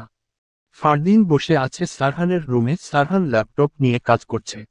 মূলত তারা খুব গুরুত্বপূর্ণ বিষয় নিয়ে আলোচনা করছিল। আচমকা কোথা থেকে দৌড়ে আসল সারা। ভাই বলে চিৎকার করে উঠল ও। ওর চিৎকারে ফারদিন সারহান তাকালো। সফেদ রঙা শাড়ি জড়িয়েছে গায়ে সারা। হাত ভর্তি হোয়াইট স্টোনের চুড়ি। প্রথমবার শাড়ি পরার দরুন অনেক খুশি ছিল ও। আমাকে কেমন লাগছে ভাই? সারহানকে প্রশ্ন করে উঠল সারা। সর্ষি সারার খুশি দেখে মুচকি হাসল সারহান। মাশাআল্লাহ, অনেক সুন্দর লাগছে। কিন্তু এই সাদা শাড়ি পরার কারণ কি? ভ্রু উঁচিয়ে জানতে চাইল সারহান। সারা এবার দ্বিগুণ উচ্ছ্বাসিত হয়ে বলল, প্রহর আপি গিফট করেছে। আমাকে নাকি সাদা শাড়ি পরলে সুন্দর লাগবে। দুভাই বোনের মাঝে নীরব দর্শক হয়ে তাকিয়েছিল ফারদিন। বাড়ি ফেরার পরে সেদিন সারা রাত ঘুমাতে পারিনি ফারদিন। বারবার চোখের সামনে শুভ্রতায় মোড়ানো সারাকে দেখতে পাচ্ছিল। ছোট থেকে সারাকে দেখছে ও, কিন্তু কখনো এমন অনুভূত হয়নি। তাহলে এখন এমন হচ্ছে কেন? বিছানায় সাপের মতো কিছুক্ষণ গড়াগড়ি করল ও। না কোনো ভাবে শান্তি পাচ্ছে না। বারবার ভাবতে লাগলো, সেই ছোট্ট সারা আজ এত বড় হয়ে গেছে যে কোনো প্রাপ্ত বয়স্ক ছেলের হৃদয়ে এত বাজেভাবে নিজের দখলদারিত্ব চালাবে। ওর পর থেকে কত লুকিয়ে চুরিয়ে দেখতে যেত সারাকে। সারহানকে ভয় বলতেও পারত না যে ও বাজেভাবে ওর বোনের প্রেমে পড়েছে। লোকলজ্জার ভয় বলতেও পারত না ও যে দামড়া হয়ে একটা শশী মেয়ের প্রেমে হাবুডুবু খাচ্ছে। কেটে গেছে অনেক দিন। সারাকে এখন বাড়ি আনা হয়েছে। ফারদিনের কথা মতো রেগুলার চেক আপ করানো হয়। সারা এখন খুব চুপ থাকে। কোনো কিছুতেই কথা বলে না। আজ ছিল শুক্রবার। সবাই আজ বাড়িতেই ছিল। সকাল সকাল প্রহর আজ নিজ হাতে ব্রেকফাস্ট বানিয়েছে। প্লেটে খাবার নিয়ে সিঁড়ি বেয়ে ওপরে উঠে সারার রুমে গেল। সারা শুয়েছিল। প্রহর খাবার নিয়ে ডাকল সারাকে। সারা হালকা উঠে বসল। খাবারের লোকমা সারার দিকে ধরতেই সারা খেয়ে নিল। খাবার খাইয়ে দিতে দিতে বলল, আমি যখন ইংল্যান্ডে ছিলাম তখন স্কুলের বেস্ট ফাইটার ছিলাম আমি। সচরাচর আমাকে কেউ ডিস্টার্ব করতো না, কারণ আমি ফাইট করতে পারতাম। কখনো কোনো কারণে আমার গার্ডের প্রয়োজন পড়েনি। তুই সেদিন কেন মেইন গেট দিয়ে না বেরিয়ে পেছনে গেট দিয়ে বেরিয়েছিল? জিজ্ঞাসু হয়ে জিজ্ঞেস করল প্রহর। সারাহ খাবার চিবুতে চিবুতে ওর দিকে তাকালো। প্রহর আবারও বলল, এই বাধ্য সারাহ, কেন সেদিন অবাধ্য হলাম? কেন সেদিন গার্ড ছাড়া বেরিয়েছিলি? আমার জন্য। বলি ছল ছল চোখে সারাহ পানে চাইল প্রহর। সারাহও তাকিয়ে আছে। প্রহর খাবার রেখে সারাহ হাত ধরল। আমার জন্য আজ তোর এমন অবস্থা? আমার মতো অবাধ্য বেয়াদব কেন হতে গেলি সারাহ? আমি শুরু থেকে এমন অবাধ্য না হতাম। তুই এমন করতি না। তোর সাথে এমন হওয়ার জন্য আমি দায়ী। এই আপুকে মাফ করে দিস সারাহ। এই জঘন্য বোনটাকে ক্ষমা করে দিস। আমি। বাকি কথা শেষ করার আগেই সারাহ জড়িয়ে ধরল প্রহরকে। খুব কাঁদছে মেয়েটা। সেই ঘটনার পরে আজ প্রথম কাঁদছে ও। প্রহর বাহাত দিয়ে ঝাপটে ধরল ওকে। সারাহ এমন কান্নার আওয়াজ পেয়ে সারহান ছুটে আসল। প্রহরকে জড়িয়ে ধরে কাঁদতে দেখে দাঁড়িয়ে থাকলো ওখানে। ড্রয়িং রুমে বসে আছে চৌধুরী পরিবারের সবাই। শুধু প্রহর সারার রুমে আছে। শেখ পরিবারের সবাই এসেছে চৌধুরী বাড়ি। ইশিকা আসেনি। আজ নবোদয়ে ওদের এনজিও একটা মিটিং আছে। প্রহর অনেক দিন না যাওয়াতে ইশিকা সহ সবাই হ্যান্ডেল করছে সব। ফরহাদ শেখ বললেন, সাইদ, আজ আমি এখানে অনেক বড় কারণে এসেছি। সাইদ চৌধুরী জিজ্ঞাসু হয়ে তাকালো। ফরহাদ শেখ আবারও বলল, জানি এই সময়ে কথাটা বলা উচিত নয়, তবুও আমি বলছি, আমার ফারদিনের জন্য আমি তোর মেয়ে সারার হাত চাইছি। জানি সারা অনেক ছোট, কিন্তু আমি কথা দিচ্ছি এখানকার মতো যত্ন করব আমরা ওকে। তবুও আমাদের ফিরিয়ে দিস না। ফরহাদ শেখের প্রস্তাব শুনে সবাই চমকে উঠল, শুরু মাত্র সারহান ছাড়া। সারহান অনেক আগে থেকে জানত ফারদিন সারাকে পছন্দ করত। সারহান যে জানত সেটা ফারদিন জানত না। সাইদ চৌধুরী বললেন, ওর জন্য অপেক্ষা করতে চেয়েছিলাম। ও যত দিন গ্রাজুয়েশন কমপ্লিট না করে, কিন্তু এখন মনে হচ্ছে আমি যদি প্রস্তাবটা দেরিতে দিয়ে ফেলি। আঙ্কেল, আমি সারাহকে অনেক ভালোবাসি, আমি ওকে অনেক যত্ন করব। আপনাদের কোনোদিন অভিযোগ করার সুযোগ দিব না। দয়া করে আমাকে ফিরিয়ে দিবেন না। আমি শুধুমাত্র ভয়ের জন্য জলদি প্রস্তাবটা দিচ্ছি। আমার ভয়, আমি যদি ওকে আর না পাই। Please uncle. সাইদ চৌধুরী গম্ভীরভাবে চিন্তা করলেন। অতঃপর বললেন, আমাকে কয়েকটা দিন সময় দাও। হুট করে তো কোনো সিদ্ধান্ত নেওয়া যায় না। আর সারার অবস্থা তো এখন জানো। আমি ওর সাথে বিষয়টা অবশ্যই আলোচনা করতে চাই। আশা করি তুমি আমাকে সময়টা দেবে। অবশ্যই সাইদ। আশা রাখি সিদ্ধান্তটা আমাদের জন্য ভালো হবে। ফরহাদ শেখ শান্ত কণ্ঠে বললেন। সেই ভয়াবহ ঘটনার আজ 1 মাস 15 দিন পুরল। ফারদিনরা যে প্রস্তাব দিয়েছিল সেটা আজ 3 দিন হতে চলল। বাড়ির সবার সাথে এ বিষয়ে আলোচনা হয়েছে, এখন শুধু সারার সাথে কথা বলা বাকি। প্রহর আজ বহুদিন পর নবোদয় এর অফিসে গেছে। আজ খুব গুরুত্বপূর্ণ একটা মিটিং আছে। সবাই মিটিং শেষ করে সবে মাত্র বেরিয়েছে, তার ভেতরেই ইশিকা বলল, কিরে ভাই, তোরা কবে জানাবি? আমার ভাইটা খাওয়া দাওয়া ছেড়ে দিচ্ছে একদম। বাদল কথা টেনে বলল, তোর ভাই হঠাৎ খাওয়া দাওয়া ছেড়ে দিল কেন? কি হয়েছে? আর তোরে কে কি বলবে? সবাই উৎসুক হয়ে তাকিয়ে রইল ইশিকার দিকে। আরে আমি প্রহর, কি বলছি? ইশিকা চটপট উত্তর দিল। প্রহর ভ্রু সন্ধিতে ভাঁজ ফেলে বলল, আমার কাছে কি জানবি? তোর ভাই খাওয়া ছেড়ে দিচ্ছে কেন সেটা আমি কিভাবে জানব? আরে তোরা যে কয়েকটা দিনের সময় নিলি, তো এখন অত কিছু বলিসনি। সজীব এবার প্রহর ইশিকা দুজনের দিকেই তাকিয়ে বলল, এই তোদের ভেতরে কি চলে রে? কি জানা জানি করবি তোরা? ইশিকা জাতীয় বিরক্তি সূচক শব্দ করলা। সবার দিকে তাকিয়ে বলল, আরে আমাদের বাড়ি থেকে ভাইয়ের বিয়ের কথা বলেছে সাইদ আঙ্কেলের কাছে। মুহূর্তের মাঝে চমকে উঠল সবাই। ছেলেগুলো একসাথে চিৎকার করে বলে উঠল প্রহর। ওদের চিৎকারে কেঁপে উঠল প্রহর। ও ইশিকাকে কিছু বলার আগেই ইশিকা বলল, প্রহর না সারাহ। সারাহকে ভাই খুব পছন্দ করে। শুনেছি 2 বছরের বেশি সময় ধরে ভালোবাসে ওকে। এবার যেন প্রহরসহ সবাই আকাশ থেকে বলল। প্রহর অবিশ্বাসের সুরে বলল, what? Sarah, like seriously? Ishika ভ্রু কুঁচকে চেয়ে রইল প্রহরের দিকে। তুই কিছু জানিস না? এই তো 3 দিন আগে বাবা মা ভাইয়েরা যে একদম সরাসরি ভাইয়ের সাথে সারার বিয়ের কথা বলেছে। আঙ্কেল বলছেন উনি কিছুদিন সময় চান। আয়মান হা হয়ে বলল, তোরই ওই দামড়া ভাই পিচ্ছি মেয়েকে কি দেখে পছন্দ করলো? তোর ভাইয়ের কম করে হলেও 32 বছর বয়স। আর সারার সেদিন 18 বছর পড়ল। তোর ভাই যদি আরো 2 বছর আগে ওকে পছন্দ করে, তাহলে ওর বয়স কত ছিল, 15 কি 16? এত ছোট বয়সে মানে কিভাবে ভাই? বাদল অবাক হয়ে বলল। এবার ঈশিকা চেয়ারে বসে পড়ল। আমিও তো সেটাই ভাবছি। ওই বাচ্চা মেয়েটাকে ভাই কি দেখ ভালোবাসল। আমি যখন প্রথম শুনেছিলাম, তখন আমার মাথার উপর আকাশ ভেঙে পড়েছিল। এবার বাদ সাধল সজীব। এই ভালোবাসা সবসময় কোনো কারণ বা যুক্তি দিয়ে শুরু হয় না। অনেক সময় এটা হয় এক ধরনের হঠাৎ অনুভূতি। ভাই ও হঠাৎ করে কোন কারণ বা কারণ ছাড়াই হয়তো ভালোবেসেছে। তোরা যদি আর এসব বুঝতি তাহলে আর সিঙ্গেল থাকতি না। সজীবের পিঠে একটা দরাম করে কিল বসালো বাদল। অপমান করছিস? আজ গার্লফ্রেন্ড নেই বলে এত তো অপমান। মুখটা একটুখানি করে বলল বাদল। এবার ঈশিকা বাজ খাই গলায় বলল, আই তোরা থামবি। এই প্রহর, তুই সত্যি এই বিষয়ে কিছু জানিস না? তুই তো সেদিন বাড়ি ছিলি, নবোদয়ে এও আসিসনি। উমহু, আমি জানি না। আর এ বিষয়ে কাউকে তো আলোচনাও করতে দেখলাম না। তার মানে কি তোরা আমার ভাইকে কষ্ট দিতে যাচ্ছিস? দেখ, আমার ভাই যথেষ্ট ভালো, আর আমি গ্যারান্টি দিয়ে বলতে পারি, ভাই সারাহকে অনেক ভালো রাখবে। ভাই অনেক ভালোবাসে ওকে।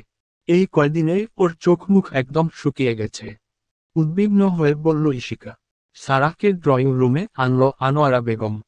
বাবার পাশে বসালো সারাহকে। সাইদ চৌধুরী সারার মাথায় হাত রেখে বলল, মা, আমি তোমাকে একটা বিষয় জানাতে চাই। তুমি কি শুনবে? অপর নিচ মাথা নাড়িয়ে সম্মতি দিলে সারাহ। সাইদ চৌধুরী আবার ও বললেন, কিছুদিন আগে তোমার ফরহাদ আঙ্কেল এসেছিল। সে তোমার সাথে ফারদিনের বিয়ে দিতে চাইছে। ফারদিন ও জানিয়েছে সে তোমাকে অনেক দিন থেকে ভালোবাসে। কথাটা শুনে বাবার দিকে চাইল সারাহ। চোখে মুখে যেন অবিশ্বাস। বোনের চাউনি দেখে সারহান এগিয়ে গেল। পাশে বসে বোনকে জড়িয়ে ধরে বলল, জানি তুই অবাক হচ্ছিল।